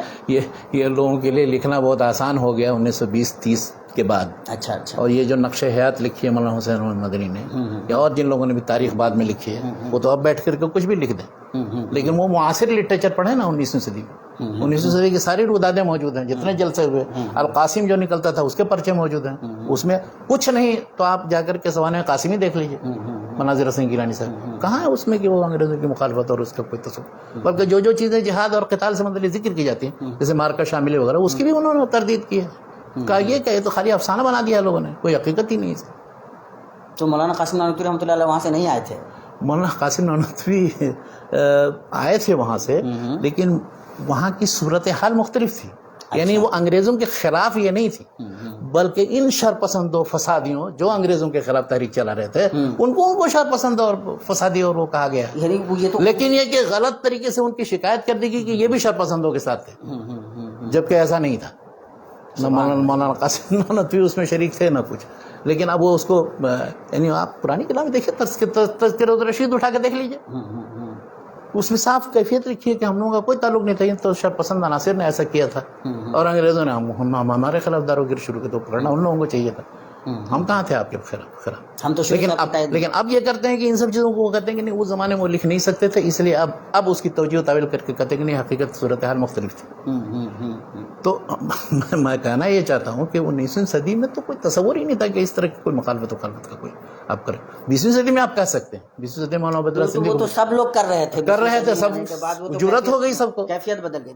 یہ مطلب جب ہم دیوبند کو دیکھتے ہیں، انہوں نے جو خارجی فتنے تھے جیسے جو ہندو مت کی طرف سے چیلنجز آ رہے تھے، عیسائیت کی طرف سے چیلنجز آ رہے تھے، ان کا انہوں نے مقابلہ جو داخلی فتنے ان کے حساب سے رونما ہوئے، جیسے رد شیعیت ہے یا مطلب ختم نبوت کا مسئلہ ہے، یا مولانا مودودی رحمۃ اللہ علیہ کی جب تحریک سامنے آئی وہ ہے، یا مطلب جیسے مطلب اہل حدیثوں کا غلغلہ ہوا. اہل حدیثوں کا تو پہلے ہی سے شروع سے ہی پہلے دن سے ان کے خلاف، ان تمام کو لے کر کے ان کا رویہ کس طرح ان کے وہ مخالفت کرتے رہے، اس لیے کہ کسی بھی طرح کی اصلاحی تحریک یا دین میں کسی طرح سے مطلب کہ آزادی رائے یا اجتہاد کی دعوت کوئی بھی دے گا کسی باب میں، تو یہ لوگ تو محافظین میں سے ہے نا، تو جو پرانا سلسلہ چلا رہا ہے اس کی حفاظت کرنی ہے. اب ذرا بھی کوئی اگر ادھر ادھر تھوڑا، اس لیے اپنے مکتب فکر کا مولانا عبید اللہ سندھی کو نہیں بخشا، کوئی بھی ہوگا وہ تو الحدیث پہلے نمبر پر اس میں مخالفت انہوں نے کی. اسی طرح سے جماعت اسلامی 1941 میں قائم ہوئی کہ بھی پہلے دن سے مخالفت کی ہے، سارے علماء دیوبند تقریباً ان کے مخالف ہیں، الا ماشاء اللہ کچھ لوگ جو جماعت اسلامی میں چلے گئے اور انہوں نے مطلب ان کے ساتھ کام کیا. اسی طرح ندوۃ العلماء بہت دنوں تک ساتھ رہے، لیکن بہت دنوں تک وہ ندوۃ العلماء جو دیوبند جو ہے ان دونوں کے درمیان جو ہے فکری و منہجی طور پر اتفاق نہیں تھا. لیکن بعد میں پھر یہ ہوا کہ ندوۃ العلماء تھوڑا سا تنازل کر کے وہ دیوبند سے قریب ہو گیا، بلکہ دیوبند زیادہ دیوبندی بن گیا، دیوبند تو اپنے روش پر قائم ہے. تو دیوبند نے ندوۃ العلماء نے یہ محسوس کیا کہ ہاں، میرا مطلب یہ تھا کہ یہ جو داخلی فتنے ان کے حساب سے تھے اس کی تردید میں جو ان کا لٹریچر ہے وہ لٹریچر کس حد تک منصفانہ ہے. مثال کے طور پر جب وہ اہل حدیثوں پہ رد کرتے ہیں یا جب وہ مودودی صاحب پہ رد کرتے ہیں یا پھر مطلب اور بھی دوسری مطلب جو فتنے ان کو نظر آ رہے ہیں ان پہ وہ رد کرتے ہیں، قرآن معاملے میں اس میں کتنا انصاف ہے؟ دیکھیے قرآن مجید میں ایک آیت ہے وَلَا يَجْرِمَنَّكُمْ شَنَآنُ قَوْمٍ عَلَىٰ اللَّهِ تعدلوا. تو عدل اور انصاف ہمیشہ پیش نظر رکھنا چاہیے، چاہے آپ مسلمانوں میں کسی فرقے پر تردید کر رہے ہیں جو آپ کا مخالف، یا غیر مسلموں پر تردید، کبھی بھی غلط چیز منسوب نہیں کرنا چاہیے، متہم نہیں کرنا کسی ایسی چیز سے کہ جس کے وہ قائل نہیں. مگر ان کا لٹریچر جو کوئی بھی دیکھ لیجیے، مثال کے طور پر مولانا محمد یوسف بن نوری صاحب نے یا اور جن لوگوں نے مولانا مودودی پر تنقید کی، پڑھیے اس میں ایسی چیزیں کہتے ہیں کہ لگتا ہے کہ ان کی کتابیں ہی نہیں پڑھی، بالکل ہی ایسی باتیں کہتے ہیں. یا حتیٰ کہ مولانا ابوالحسن ندوی صاحب نے وہ تفسیر و سیاسی اسلام میں مولانا مودودی اور جماعت اسلامی کے سارے منتسبین کو ایسے انداز میں پیش کیا ہے کہ یہ تو بالکل ہمارے پرانے روش کے خلاف ہیں اور یہ ہیں وہ ہیں اور غلط ہے، ان کے ہاں اسلام یا دین کا تصور وہ نہیں ہے، وہ زہد اور عبادت نہیں دیکھتے. یعنی مقصد یہ ہے کہ اگر آپ ہمارے طریقے پر ہیں تب تو ٹھیک ہے، اور ذرا سا اس سے انحراف کر کے کسی دوسرے مقصد کے لیے کوئی کام کر رہے ہیں تو وہ قابل قبول نہیں. تو ان کی بھی مخالفت اس لیے کی اس طرح. حتیٰ کہ یہی نہیں ہے، تبلیغی جماعت میں بہت سے لوگوں کی مخالفت انہوں نے کی دارالعلوم دیوبند میں، بلکہ ان کی طرف سے فتویٰ ایک شائع ہوا تھا آج سے کئی سال پہلے کی بات. اس لیے کہ تبلیغی جماعت میں یہ ہے کہ ان کے ہاں علم حاصل کرنے اور مدرسے میں وقت گزارنے اور علماء جو تدریس کا کام کر رہے ہیں، طلبہ پڑھنے کا کام کر رہے ہیں، ان سب کی بہت زیادہ اہمیت نہیں. تو نکل کھڑے ہو اور جا کر کے دعوت کا کام کرو، تبلیغ کا کام کرو. یہ عام چیز. آپ کے پاس علم رہے یا نہ رہے، آپ کے پاس علم رہے نہ رہے، آپ جائے یہ کام کیجیے. یہ کیا بیٹھ کر کے یہاں پر آپ لوگ پڑھنے پڑھانے کا کام کر رہے ہیں. تو اس پر تردید کی ہے، انہوں نے بھی تردید کی، دوسرے لوگوں نے بھی تردید کی. تو ان کے ہاں ان سارے فرقوں کی تردید کے سلسلے میں جو اصلاحی رجحان رکھتے ہیں ان کے سلسلے میں، بلکہ کسی بھی طرح کا کوئی بھی جو مطلب معاشرے کے مسلم معاشرے کے لیے مفید کوئی چیز کسی نے کوئی تجویز پیش کی تو اس میں یہ نہیں ہے کہ میں نے سباقی لے لے اور اس پر لبیک کہا، بلکہ ہمیشہ اس کے سلسلے میں تردد. یعنی ان کو یہ ہے کہ اگر دیوبند کی طرف سے یہ ہوتا، دیوبند میں ہوتا، دیوبند کے منتسبین لوگ کرتے تبھی ٹھیک تھا، ورنہ نہیں. یعنی آج تک یہی مزاج ہے دیوبند کی، جس کو آپ کیسے چینج کریں گے؟ جیسے میرا مطلب یہ ہے کہ وہ مثال کے طور پر اگر ہم مولانا مودودی رحمۃ اللہ علیہ ان کے لٹریچر کو لے لیں تو وہ جو مطالعہ ہے ان کا ہے نا، مولانا مودودی کے انحرافات تو ہیں، ٹھیک ہے، وہ مطلب جس چیز کی جس کے اندر جتنی جو چیز ہے اس کا ذکر کیجئے، اور اس کے لیے سب سے زیادہ ضروری یہ چیز ہوتی ہے کہ پورا اقتباس ان کا سیاق و سباق سے کاٹ کر کے نہیں بلکہ پورے سیاق کے ساتھ پیش کیا جائے. اس کے بعد آپ کو جو تعلیق چڑھانی، جیسے امام ابن تیمیہ کرتے ہیں، سارے مخالفین کا پورا اقتباس دیتے ہیں، اس کے بعد اپنی تعلیق چڑھاتے ہیں، چاہے وہ فلاسفہ ہوں، متکلمین ہوں، مخالفین ہوں، جو بھی. تو ایسا نہیں کرتے ہیں. یہ افسوس ہے کہ یہی نہیں اور دوسرے لوگ بھی جرأت کرتے ہیں کسی دوسرے فرقے پر، یہی حال. اب آپ دیکھیے کاٹ چھانٹ کر کے، چاہے وہ دیوبندی ہوں، چاہے بریلوی ہوں، چاہے حدیث ہوں، چاہے جماعت اسلامی کے لوگ ہوں، وہ سب وہ کاٹ چھانٹ کے ایسی چیز ان کے منہ میں ڈال دیں گے کہ یہ کہہ رہے ہیں، حالانکہ وہ نہیں اس کے قائل. یہ تو غلط طریقہ ہے، چاہے کوئی بھی اختیار کرے. اس میں دیوبندی کا سب برابر ہیں. اس میں بہت کم لوگ ایسے ہیں کہ ایک کتاب میں نے دیکھی اپنی زندگی میں اردو میں جو برصغیر میں لکھی گئی، وہ ہے غلام جیلانی برق کے رد میں تصحیح اسلام کے نام سے. وہ 2 اسلام جو اس نے لکھی تھی، اس کے اوپر رد لوگوں نے بہت کیا. وہ تصحیح اسلام ایسی کتاب پورا اقتباس دیتے ہیں مسعود احمد صاحب، اور بعد میں حالانکہ انہوں نے خود جماعت اسلامی مسلمین قائم کر کے ایک الگ فرقہ قائم کر لیا، وہ الگ بات ہے، ان سے میری ملاقات بھی تھی. مگر یہ کہ اس میں کہیں ایک تو ایک غلط سلط الفاظ نہیں استعمال کیے، شخص کو گالی نہیں دی ہے. دوسری چیز کہ جو وہ کہنا چاہتا پورا کا پورا اقتباس دیا، اور اس کے بعد سنجیدہ انداز میں ان کا مناقشہ کیا. اس طرح کی کتابیں مطلب گنی چنی ہے، بس 10-15 کتابیں آپ کہہ سکتے ہیں پورے اس مناظراتی لٹریچر میں، بلکہ کہا جائے تو 20 الماری بھر جائے گی وہ سارے مناظراتی لٹریچر. اس میں 10-15 کتابیں سے کہ جس میں انصاف کے ساتھ کسی مسئلے کا رد یا مناقشہ یا جائزہ لیا. انہی میں کتاب معیار الحق بھی ہے. معیار الحق نے کہیں کسی کو گالی نہیں دی، سارے اتنے اقتباسات، اتنے نصوص دے دیے ہیں. اس کے بعد پھر اب آپ جو اس سے نتیجہ نکالنا چاہتے ہیں نکالیے، وہ یہ کہنا چاہتے ہیں آپ سے. تو اس طرح کی چند کتابیں، تھوڑی سی کتابیں. تو ہم لوگ تو یہاں تک آ رہے ہیں دیوبند کو اس حیثیت سے دیکھا، خاص طور سے دیوبند نے یعنی ایک اسلامی قلعہ کی حیثیت رکھتا ہے. اس میں کوئی شبہ جو صورتحال تھی 1857 کے بعد، اس میں اس کا قیام اس مطلب بے سر و سامانی کے عالم میں اس بے نفسی کے ساتھ، اور مطلب دیکھتے دیکھتے اتنا بڑا ادارہ بن 2 صدی سے پہلے اتنا بڑا مطلب کیا کہتے ہیں ادارہ بن جانا، جس کے عالمی اثرات ہوں، اور 1.5 لاکھ کے قریب مطلب فارغین ان کے نکل چکے ہیں. بہت بڑی تعداد ہے. انہوں نے جو مختلف میدانوں میں کام کیا، شاہکار کام کیا، ان کو کس طرح سے آپ دیکھتے ہیں؟ جیسے دیکھیے انہوں نے تو بہت میدان میں، مطلب ایک تو عام دعوتی اصلاحی کام تو بہت کیا ہے انہوں نے، ہر جگہ جا کر کے. میں نے بتایا جیسے بدعت وغیرہ کے رد میں، یا اس طرح سے رسم و رواج وغیرہ کے رد میں، سارے دائی ان کے مدرسین سب پھیل گئے سارے مدارس. دوسرا انہوں نے یہ کیا کہ علمی کتابیں مختلف تصانیف، وہ تفسیر ہے، حدیث ہے، فقہ ہے، ہر باب میں ان کی تصانیف. لیکن افسوس یہ ہے مجھے دارالعلوم دیوبند کے منتسبین کو کہنا یہ ہے کہ بھئی کم سے کم کوئی ایک ببلیوگرافی تو تیار کریں نا، جو دارالعلوم دیوبند کے فارغین یا منتسبین یا جو بھی دیوبندی علماء ہیں ان کی تصانیف پر مشتمل ہو، کلاسیفائڈ ہو، کسی کتاب کے بارے میں پتہ چلے کہ وہ کب چھپی تھی، کس کے رد میں ہے، کس موضوع پر لکھی گئی. تو میں نے کوئی ببلیوگرافی نہیں دیکھی. علماء حدیث نے تو تیار کی ہے، پھر دوسرے لوگوں نے تیار کی، لیکن ان کی علماء دیوبند کی کوئی ببلیوگرافی جس سے ہم بتا سکتے ہیں 20 کتابوں کا نام، اس لیے کہ ہم نے دیکھی ہیں وہ کتابیں. اب تفسیر میں جو کتابیں ہیں ان کی، مثال کے طور پر مولانا محمد ادریس کاندھلوی کی، مفتی محمد شفیع صاحب کی جو کتابیں تفسیر قرآن سے متعلق ہیں، یا اس طرح سے حدیث کے باب میں جو انہوں نے جو شارح شروع حدیث لکھی ہیں انہوں نے، لامع الدراری ہے، العارف الشدی ہے، اس طرح سے معارف السنن ہے مولانا محمد یوسف بن نوری وغیرہ کی بڑی تعداد میں کتابیں لکھی ہیں اپنے منہج کے مطابق. انہوں نے حدیث کی کتابوں کی شرح لکھی. فقہ میں تو بڑے بڑے موضوعات انہوں نے شائع بھی کیے ہیں، پرانی کتابیں بھی ایڈٹ کر کے شائع کی ہیں اور بڑا کام کیا. اس میں خاص طور پر جدید مسائل کے سلسلے میں مولانا تقی عثمانی صاحب ماشاء اللہ جدید جتنے فقہی مسائل ہیں پیش آتے ہیں ان نوازل سے متعلق بہت اچھا لکھا ہے انہوں نے. بعد میں اس مسائل سے متعلق اچھی رہنمائی کی. احکام قرآن پر ان کی کتابیں ہیں. اس طرح سے تاریخ اور مولانا حفظ الرحمان سیوہاروی تھے. اب انہوں نے وہ ایک کتاب جو قصص القرآن لکھی جو بے نظیر کتاب ہے.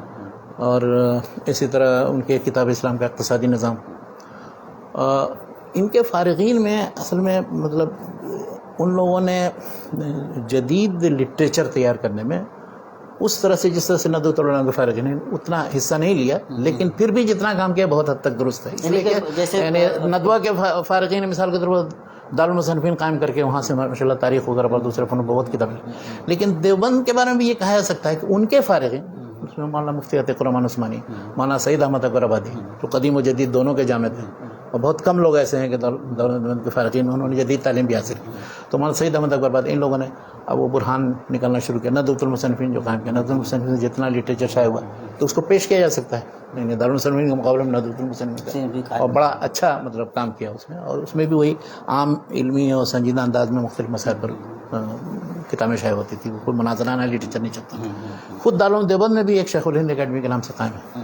لیکن اب میں نے ان کی بعض کتابیں دیکھی ہیں. وہ یہ کر رہے ہیں کہ چھوٹی چھوٹی کتابیں ان کو لمبے لمبے حواشی ڈال کر کے وہ زخیم موٹی موٹی بنا دیتے ہیں. اگر وہ کم سے کم یہ کریں، یعنی میرا ایک مشورہ ہے اللہ عالم اگر ایسا کر دیا تو بہت اچھی بات ہے، وہ یہ کہ مولانا قاسم نانوتوی صاحب کے جتنے متفرق رسائل ہیں ان کو موضوعاتی ترتیب سے 3-4 جلدوں میں شائع کر دیں مجموعہ. ہاں یہ میں نے نہیں دیکھا. میں چاہتا ہوں ایک صاحب کو ہم نے وہ ہمارے دوست جو شجاع الدین صاحب کراچی میں، ان سے میں نے کہا کہ کہا کہ وہ ان کے تو رسائل کا مجموعہ بہت ہیں اور کچھ مذہبی ہیں، کچھ اور دوسرے ہیں، کچھ مناظرہ. میں چاہتا تھا کہ انہوں نے جو غیر مسلموں کے رد میں جو چیزیں لکھی ہیں یا پھر غیر مقلدوں کے رد میں جو چیزیں لکھی ہیں ان سب کا پتہ چلے ہم، لیکن وہ اکٹھا ہے نہیں. تو یہ لوگ ذرا سا اس سلسلے میں بہت زیادہ یعنی محنت بھی یا اس طرف توجہ نہیں دیتے. جس نے جو چیز چھاپی اب طلباء سے اہل علم سے پوچھے تو وہ انہی کتابوں کو جانتے ہیں جو پڑھتے پڑھاتے ہیں بس، جن سے وہ خطبہ دے سکتے ہیں یا کہیں فتویٰ دے سکتے ہیں بس. تو علمی طور پر معلومات کے لیے ان کی بیبلیوگرافی بنانا، ان علماء کے حالات پر کتابیں، ایک تذکرہ مشائخ دیوبند ہے اور بھی اس طرح سے علماء دیوبند کے حالات پر بعض مجموعے ہیں، لیکن اس میں سارے علماء کے حالات نہیں ملتے. اس میں بہت مشہور علماء کے آپ کو ملے. ایک کتاب چھپی 20 بڑے مسلمان، مگر اب اس میں ایک مولانا آزاد کو تو ایک شمار کیا ہے، لیکن باقی جتنے 20 بڑے مسلمان ہیں سب دیوبندی ہیں. دوسرا کوئی بڑا مسلمان نہیں تھا 19ویں 20ویں صدی میں. سب بڑے مسلمان سب بہت دیوبندی ہیں. اور مولانا انہوں نے اپنے ظاہر اپنے حساب سے لکھا ہے، لیکن تو عنوان ایسا نہیں نا 20 دیوبندی بڑے مسلمان کہتے، 20 دیوبندی بڑے علماء کہتے. اگرچہ مولانا ابوالکلام آزاد تو اس میں کسی طرف ہی نہیں. ہاں لیکن اب ان کے بغیر تو ان کا سلسلہ مکمل نہیں ہوگا، تو اس لیے اس کو شامل کرتے ہیں. ہم لوگ اپنے آخری پڑاؤ پہ ٹائم وقت ہو گیا. سبحان اللہ کیا بات کرتے تو کس موضوع پر گفتگو، تو ہم نے مناظرانہ گفتگو کر دی. تو نہیں کوئی مناظرانہ گفتگو نہیں. ہم تو مطلب ماشاءاللہ دیکھ رہے ہیں کہ انہوں نے کیا صورتحال تھی. یہ سب کچھ ہوا ماشاءاللہ ہے نا. عالمی اثرات ہیں اور فارغین اتنی بڑی تعداد میں نکلے ماشاءاللہ. بلکہ میں تو ذاتی طور پہ سمجھتا ہوں کہ علی گڑھ تحریک کیا معلوم کہاں تک کامیاب رہی نہیں رہی، لیکن دیوبند تحریک تو یہ ہے کہ ہر گاؤں میں آئے، کسی نہ کسی شکل میں ایک مکتب ان کا کام کرتا ہے. اور ماشاءاللہ صحیح ہر جگہ مطلب اتنا سب کچھ ہوا، دنیا اتنی زیادہ آگے بڑھ گئی. مانا جاتا ہے کہ دیوبند ابھی بھی وہاں پہ ہے جہاں پہ وہ تھا، وہ اسی طرح سے اس نے اپنی چیزوں کو پکڑ کے رکھا ہو. کیا یہ مطلب بار بار جب دین و دنیا کی تقسیم، مطلب عصری تعلیم اور دینی تعلیم، یہ ساری باتیں جب آتی ہیں تو دیوبند سامنے آتا ہے، ذہن جاتا ہے کہ دیوبند مطلب اس روایتی طرز تعلیم کا مطلب مظہر ہے. کہ آپ کیا سمجھتے ہیں، کیا واقعتاً ان کو نصاب تعلیم، نظام تعلیم یا یہ جو دنیا کے تقاضے ہیں ان تمام کو سامنے رکھ کر کے کچھ چینجز کرنے چاہیے تھے؟ دیکھیے چینجز کرنے چاہیے یا اس کا احساس سب کو ہے، لیکن چینجز کیے کیسے جائیں، کیا عملی تدبیر اس کی ہو، اس سلسلے میں بہت اختلاف رائے ہے. میری اپنی ذاتی رائے یہ ہے کہ اس طرح کے جو ادارے ہیں جیسے قدیم طرز کے جو مدارس ہیں وہ اپنے طرح سے وہ سارا کچھ پڑھائیں وہاں سے لوگ فارغ بھی ہوں، اس میں اگر آپ کوئی تبدیلی لانے کی کوشش کریں گے تو بہت مشکل. آج تک میں نے دیکھا بہت کچھ، میں نے بھی بہت بعض اداروں کو مشورے دیے، کسی نے کوئی مشورہ قبول نہیں کیا، اس لیے کہ ان میں جو محتمیم ہوتے ہیں یا ذمہ داران ہوتے ہیں ان کو یہ سمجھ میں آتا ہے کہ یہ بیٹھ کر کے وہاں سے تو مشورہ دے رہا ہے، عملی طور پر یہاں کی مشکلات سے وابستہ نہیں، تو ہم چپ ہو جاتے ہیں. میرا کہنا یہ ہے کہ یہ ادارے جو بھی اپنے پرانے طریقے پر قائم ہیں وہ پڑھ لیں، وہاں سے فارغ ہونے کے بعد جن کو اللہ تعالیٰ توفیق دے تو جدید تعلیم حاصل کرنے کے لیے جدید تعلیم گاہوں کا رخ کریں، یونیورسٹی میں چلے جائیں مثال کے طور پر، کہیں کسی جگہ کسی کالج میں داخلہ لے لیں، اور وہاں جو جدید علوم فنون میں سے جن علوم فنون سے دلچسپی ان میں بیچلرس کورس کر لیں، ماسٹرز کر لیں، تو ان کو پتہ چل جائے گا. اچھا اس میں وہ سارا نقص دور ہو جائے گا جو مدارس میں صرف دیوبندی نہیں، دیوبندی ہوں، ندوی ہوں، اصلاحی ہوں، سلفی ہوں، ان سب میں جو نقص باقی رہ جاتے ہیں 3-4 طرح کے نقص. ایک تو کہ عربی زبان میں کمزوری ہوتی ہے، یہ سارے ندوی لوگ جو ہیں وہ فارغین عربی نہیں بول پاتے ہیں اور عربی زبان لکھنا پڑھنا بولنا نہیں آتا. دوسری چیز یہ ہے کہ جن مسائل کے سلسلے میں وہ بحث مباحثہ کرتے رہتے ہیں، کچھ فقہی مسائل ہیں، بعض عقیدے کے مسائل ہیں، پوری زندگی اسی میں گزر جاتی ہے، اسی کی تحقیق، تو وہ جائیں گے وہاں تو سمجھ میں آئے کہ جن مسائل میں ہم گفتگو کریں اس کے علاوہ بہت سے دوسرے دنیا کے مسائل ہیں. تیسری چیز ہے کہ گفتگو کے آداب، یعنی مخاطب سے ہم کیسے گفتگو کریں، اپنی بات کیسے پیش کریں، اس کا سلیقہ آئے گا وہاں پر جائیں گے آپ یونیورسٹی کے اندر جو ڈیبیٹ میں شریک ہوں گے. اچھا چوتھی چیز یہ ہے کہ وہاں جا کر کے آپ کے پاس کوئی ایسی سند یا سرٹیفکیٹ ہو جائے گی کہ جس کی بنیاد پر آپ کہیں کسی جگہ کسی کام کے اہل بن جائیں گے، جو یہاں مدارس کی سرٹیفکیٹ سے آپ نہیں کچھ کر سکتے. تو بہت سے فوائد ہیں. اچھا اسی طرح سے ابنائے وطن جو ہیں، جو چاہے وہ ہندو ہوں، سکھ ہوں، دوسرے، ان کے بارے میں یا خود مسلمانوں کے جو مختلف مکاتب فکر کے جو الگ الگ لوگ الگ الگ اپنے اپنے مدرسے سے نکلتے ہیں اور وہ ذہن رکھتے ہیں، پورے زندگی اسی ذہن پر قائم ہے. تو وہاں جب ملیں گے، آپس میں گفتگو کریں گے، انٹریکشن ہوگا، تو اس سے فائدہ یہ ہوگا کہ سب ایک دوسرے کو سمجھیں گے، وہ جو دشمنی اور عداوت والی کیفیت ہے وہ ختم ہو جائے گی. اور اسی لیے آپ دیکھیں اکثر جو یونیورسٹی میں چلے جاتے ہیں یا پڑھتے ہیں یا وہاں ماسٹرز ایم فل وغیرہ پی ایچ ڈی کرتے ہیں، تو ان لوگوں کا ذہن تھوڑا سا کھل جاتا ہے، چاہے وہ دیوبندی ہو، بریلوی ہو، حدیث ہو، وہ پھر اس کے بعد وہ جذبہ نہیں رکھے گا جو وہاں کے علماء وہ پڑھانے والے اور مدارس کے اندر جو بند ہیں وہ رکھتے ہیں. تو ان ساری چیزوں کو دور کرنے کی یہی میرے نزدیک تجویز ہے کہ ان کو جدید تعلیم کی طرف، یا پھر یہ کہ کوئی برج کورس ہو ایسا کہ ان کو ان یونیورسٹی میں داخل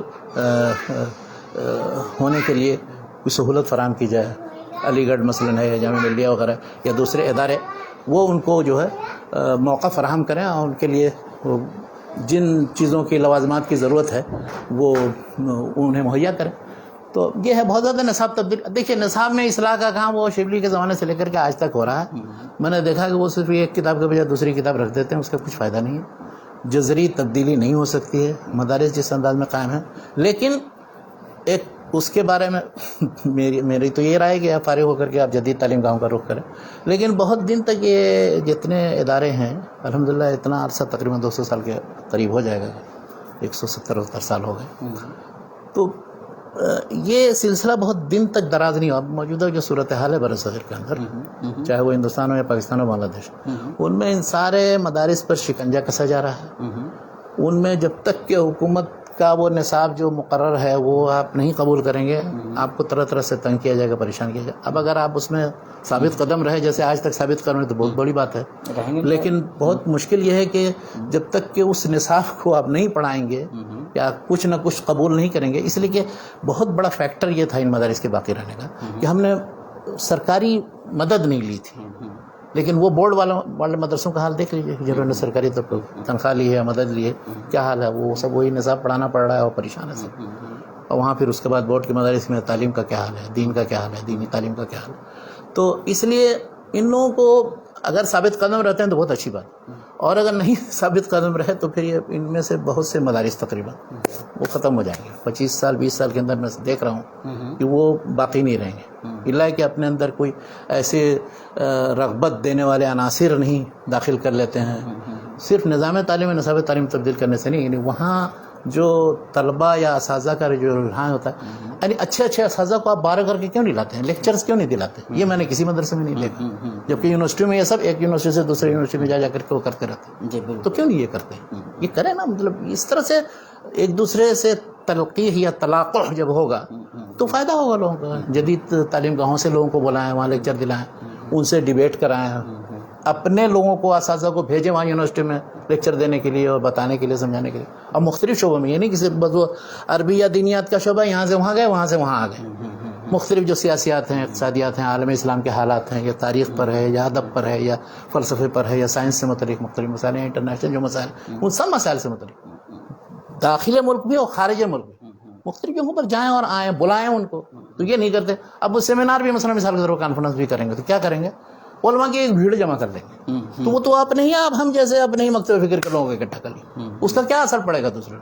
ہم تو جانتے ہی تھے ان چیزوں کو, ہر ایک کو ایک دوسرے سے واقفیت ہونا یہ چاہیے کہ سارے مکتب فکر کے لوگوں کو آپ اکٹھا کریں اور غیر مسلموں کو بھی لائیں اور مختلف میدان کے جو متخصص ہیں ان کو لائیں, تب انہیں بتائیں گے تو اچھا آپ لوگ یہ کام کر رہے ہیں, ہمیں آج پتہ چلا, یہ پتہ چلا. تو یہ نہیں کر رہے ہیں مدارس والے, تو کیا کریں گے. یعنی یہ سمجھیے کہ الگ سے انہوں نے ایک اپنا دائرہ کھینچ لیا ہے, اس میں رہ کر کے وہ زندگی گزار رہے ہیں اور دنیا میں ہیں, ان کو اپنے اس دائرے سے باہر کا کچھ علم ہے. تو اس صورتحال کو بدلنے کی ضرورت ہے, ورنہ مدارس قائم نہیں, اکثر مدارس ختم ہو جائیں گے. تحریک دیوبند کے بارے میں آخری نوٹ شیخ آپ. آخری نوٹ یہ ہے کہ یہ بہت بڑی اور اہم تحریک تھی, بلکہ دینی اعتبار سے کہا جائے اور مدارس کے لحاظ سے, تعلیم کے لحاظ سے تو سب سے بڑی تحریک اور سب سے مؤثر تحریک 19ویں صدی سے لے کر کے 20ویں صدی اور 21ویں صدی میں ہمیں بھی. اس سے بڑی کوئی تعلیمی تحریک کہ جس میں مسلمانوں کے تعلیم اور نظام تعلیم اور نصاب تعلیم اور ان کے جو روایات کو باقی رکھنے کے لیے کوئی شروع کی گئی, اس سے بڑی کوئی تحریک. یہ مختصر یعنی یہ پلس پوائنٹ ہے ان کا. لیکن کیا مطلب یہ آپ محسوس کرتے ہیں یا مطلب کیا کہتے ہیں, نہیں جس طرح میں جانا چاہتا عالم اسلام کا کوئی شخص بھی اگر وہاں جائے اور دوسرے سارے مدارس کا جائزہ لے, وہاں جا کر کے دیکھے, اس کو ہر ایک کو محسوس ہوگا. یہ میری صرف بات نہیں, چاہے اظہر سے کوئی چلا جائے یا امریکہ سے کوئی چلا جائے یا سعودی عرب سے کوئی جائے. جی میں یہ کہہ رہا ہوں کہ جو مسلک تھا دارالعلوم دیوبند کا, جو طرز فکر و عمل رہا ہے, کیا آپ یہ محسوس کرتے ہیں کہ رد مطلب کیا کہتے ہیں فرق پہ جو ان کی نظر میں ضالہ ہوں یا جو بھی ہوں وہ, یا پھر مطلب پوری امت کو جس حیثیت سے دیکھنے کا زاویہ ہونا چاہیے تھا اس میں, یا اس تعلیمی تحریک کو جس طرح سے اور بھی ایک اس میں ایک لچک ہونی چاہیے تھی, اس اعتبار سے کیا واقعتاً آپ مطلب یہ احساس رکھتے ہیں کہ اس میں کچھ مطلب تبدیلی کی یا کچھ لچک کی ضرورت تھی؟ دیکھیے, اگر کسی ایسے مکتب فکر سے جس سے آپ وابستہ نہیں ہیں ان کو آپ کچھ مشورہ دیں گے تو یا تو بہت سے مشوروں پر وہ ہنسیں گے کہ یہ کس دنیا کی بات کر رہے ہیں, ہم نے کس غرض سے قائم کیا ہے, کچھ اس غرض کو سمجھتا ہی نہیں. وہی بات ہے, اگر میں اس تحریک کا جز نہیں ہوں, ان لوگوں سے وابستہ نہیں ہوں اور ان کے ساتھ ہمدردی کا جذبہ ٹھیک ہے رکھتا ہوں, زیادہ سے زیادہ میں اقتراحات پیش کر سکتا ہوں کہ میں یہ کہوں یہ کرنا کیجئے اگر آپ, اور یہ بھی کر لیجئے, یہ بھی کر لیجئے. ان کی زیارت بھی کروں گا, گیا بھی ہوں میں وہاں کی لائبریری سے استفادہ کیا, اس کی لائبریری ماشاءاللہ بہت ریچ لائبریری, ماشاءاللہ بہت بڑا مخطوطات کا مطبوعات کا ذخیرہ ہے. یہ الگ بات ہے کہ غیر مقلدین کا لٹریچر جو قادیانیوں کے ساتھ رکھا ہوا ہے, گمراہ فرقوں کے ساتھ, مقلدین کو گمراہی سمجھتے ہیں. اسی لیے میں کہہ رہا ہوں. تو مقصد یہ ہے کہ ان لوگوں کو اپنے طریقے کے مطابق صحیح تعلیم دیں اور اس کے بعد جدید زمانے سے آگاہ کرنے کے لیے ان کو جدید تعلیم گاہوں کا رخ. میں یہ نہیں کہوں گا کہ وہ کوئی تبدیل کریں, اس میں نصاب تبدیل کریں, یہ کریں, پڑھاتے رہیں وہی منطق و فلسفہ علم کلام بھی, کوئی مسئلہ نہیں, وہ چاہے جو کچھ بھی کرنا چاہے. اگر آپ ان کو آپ ان کو مقلدوں پہ اسی طرح ضرب لگاتے رہے, وہ اپنا فتنہ مودودیت پہ اسی طرح کام کرتے رہے, اس طرح وہ جو منہج انہوں نے اختیار کر رکھا ہے. مثلا اب کسی سلفی کو آپ کہیں کہ کسی بریلوی پر تنقید مت کرنا, شرک و بدعت پر چپ رہنا, مسئلے سے متعلق تم کو دلیل معلوم ہے پھر بھی مت بتانا, کون قبول کرے گا؟ تو اسی طرح سے ان کا حال ہے. وہ جن چیزوں کو غلط سمجھتے ہیں ان پر وہ تنقید کرتے ہیں. بس مشورہ صرف میرا یہی ہے, انہی کو نہیں, سب کو, جو بھی رد کرے کسی پر, مناقشہ کرے تو علمی انداز میں کرے, تان تشنیع نہ کرے, کسی کی طرف کوئی ایسی چیز مت منسوب کرے کہ جس کا وہ قائل نہیں ہے. مناقشہ علمی انداز میں ہو, پورا اقتباس دیا جائے اس کا, یہ ہونا چاہیے. کوئی کسی کے ساتھ مناقشہ, یعنی دو آدمی, میں مثلا اور آپ بہت سے مسائل میں اختلاف رکھتے ہیں, تو کیا مطلب ہے کہ ہم آپ کے ساتھ آج سے کشتی کر لڑنا شروع کر دیں؟ تو کشتی لڑنے کی ضرورت نہیں, لوگ اصل میں کشتی لڑتے ہیں, یہ مسئلہ غلط ہے, پہلوانی کرتے رہتے ہیں, تو یہ نہیں کرنا چاہیے. علمی انداز میں ہمیشہ بحث و مناقشہ کا دروازہ کھلا ہے قیامت تک. یہ جو شیخ آپ کو لگتا ہے کہ آنے والے 10-15 سالوں میں 20 سالوں میں اس طرح کے جو ادارے ہیں ان کے لیے ٹک پانا بڑا مشکل ہو جائے گا, کیا آپ دارالعلوم دیوبند کو بھی اسی دارالعلوم دیوبند بہت بڑا ہے اور انشاءاللہ کافی مسائل و مشکلات جھیلتے ہوئے آج تک قائم ہے, اور سارے ادوار سے گزر چکا ہے، انگریزوں کے تسلط سے لے کر کے اور آج تک، اور بلکہ ملک کی تقسیم بھی دیکھ چکا. لیکن آپ دیکھیے کہ اس مکتب فکر یہ اتنے ہیں، جہاں بھی گئے جن حالات میں، بنگلہ دیش پھر بن گیا الگ، لیکن ہر جگہ ماشاءاللہ اپنے اپنے طریقے پر قائم، پڑھنے پڑھانے کا سلسلہ جاری ہے. بلکہ ایک میں نے دیکھا بنگلہ دیش میں ایک آدمی نے، یا کسی طالب علم نے جو شاید پاکستان میں پڑھتے تھے، وہ پورے سارے علماء حنفیہ جتنے رہے ہیں امام حنیفہ کے زمانے کے بعد سے لے کے آج تک، ان کے حالات پر پتہ نہیں کتنی جلدوں، 25-30 جلدوں میں ایک موضوع تیار کیا. کیا بات ہے. تو وہ کر رہے ہیں لوگ کام. اسی طرح سے ان میں سے ایک نے پروجیکٹ بنا ہے مولانا محمد تقی صاحب نے، تقی عثمانی صاحب نے، کہ ساری حدیثیں جتنی ہیں ان سب کو جمع کر کے ان کا ایک نمبر اور انٹرنیشنل نمبر لگا کر کے مجموعہ تیار کیا. تو اس سے پہلے حدیث ہی نہیں، حدیث کا کام کر رہے ہیں، وہ بھی کر رہے ہیں. وہ بھی اپنے انداز میں فقہی مسائل سے متعلق موضوعات تیار کریں. اسلامی فقہ اکیڈمی قائم کی مثال کے. تو دیکھیے اس میں مختلف مسائل جدید نوازل سے متعلق ان پر گفتگو ہوتی رہتی.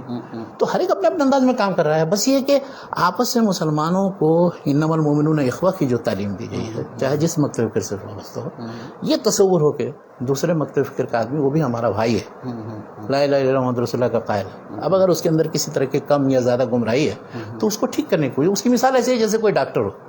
اب کسی بیمار کو وہ کہیں بیوقوف کہیں کہ وہ تم نے یہ بد پرہیزی کیا، یہ کیا، وہ کیا، اس لیے تمہیں یہ بیماری لائے. اس کا کام یہ کہ اب بیمار ہو گیا ہے تو اس کو علاج اس کا کیسے کرے. بس یہ نہیں کہ اس کو پھٹکارنا شروع کر دے، اس کے بعد گالی، تمہارا ہم علاج نہیں کرتے، تم کون، یہ اس طرح سے تم کو میں نے کہا تھا پھر ویسے ہی تم نے کیا. یہ طریقہ صحیح ہے. تو آپ دارالعلوم دیوبند کو ایک معالج کے طور پہ دیکھتے ہیں؟ بالکل معالج کے طور پہ دیکھتے ہیں. کیا بات ہے، ماشاء اللہ. تو بہت بڑا معالج ہے، بہت ہی بلکہ پرانا حکیم وہ ہے نا، طبیب النطاسی ہے وہ. کیا بات ہے. یعنی بہت بڑا حکیم ہے، طبیب ہے. اس لیے کہ وہ اس چیز کو بھی کہتے ہیں کہ مطلب شاہ ولی اللہ کے ورثے کے محافظ ہیں. تو ہم تو ان کو دعوت دیں، لیکن اصل میں اس طرح کے اداروں کی یہ ایک خصوصیت بھی ہے، اور یہ آپ لوگوں کے نزدیک مطلب وہ اس کا نقص بھی ہے. خصوصیت یہ ہے کہ وہ اس طرح جیسے بہت سے متناقضات کو بھی جمع کرتے ہیں اپنے اندر. جیسے شاہ ولی اللہ وسیع القلب تھے، ان کے اندر وحدت الوجود، وحدت الشہود. اس طرح سے فقہاء محدثین کے اختلافات، صوفیاء و فقہاء کے درمیان اختلافات. تو مجدد الفسانی رحمۃ اللہ علیہ کی ساری کوششوں کو انہوں نے گڑبڑ کر دیا جو ہے. نہیں، گڑبڑ کیا کر دیا، مطلب انہوں نے توفیق تطبیق کا کام کیا. وحدت الوجود کو تم اس نقطۂ نظر سے دیکھو اور وحدت الشہود کو ایسے سمجھو تو کوئی بہت زیادہ فرق نہیں ہے، کہ تعبیر کا فرق ہے. انہوں نے دونوں کو تطبیق دینی. فقہاء محدثین کے درمیان جتنی لڑائیاں ہیں ان کو بھی انہوں نے تطبیق دینے کی کوشش. تو کیا دیوبند اس راہ پہ ہے؟ وہ تو کہتے ہیں کہ ہم اس راہ پر ہیں. تو میں یہی کہنا چاہتا ہوں کہ وہ توفیق و تطبیق والی راہ اختیار کریں، ہر ایک کے لیے عذر تلاش کرنے کی کوشش کریں، بجائے اس کے کہ اس کو متہم کریں. رد کریں، مناقشہ کریں، علمی انداز میں اس کو چیزیں بتائیں. آپ کا کوئی نقد دارالعلوم دیوبند سے؟ نقد کیا میں کروں، میں تو وہاں گیا ہوں. نہیں، تنقید اس کے تمام چیزوں کو دیکھنے کے بعد 2-3 پوائنٹ میں آپ کی کوئی تنقید ہو جو آپ کو لگتا ہو کہ اتنی بڑی تحریک تھی، عالم اسلام پہ، عالم دنیا پہ اس کے اثرات مرتب ہوئے، پوری دنیا میں پھیل گئی، اتنا سارا کچھ کیا، اس کے باوجود بر صغیر میں مسلمانوں کی، یا مطلب کیا کہتے ہیں، اسلامی شناخت کو لے کر کے، مطلب توحید و سنت کو لے کر کے، یا پھر وہ جو مطلب کیا کہتے ہیں توحید و سنت کے وہ مخالف ہیں. توحید و سنت کو انہوں نے وہ نہیں کرا. جو انقلاب کی کیفیت مسلم سماج میں نظر آنی چاہیے وہ کیفیت نظر نہیں آتی.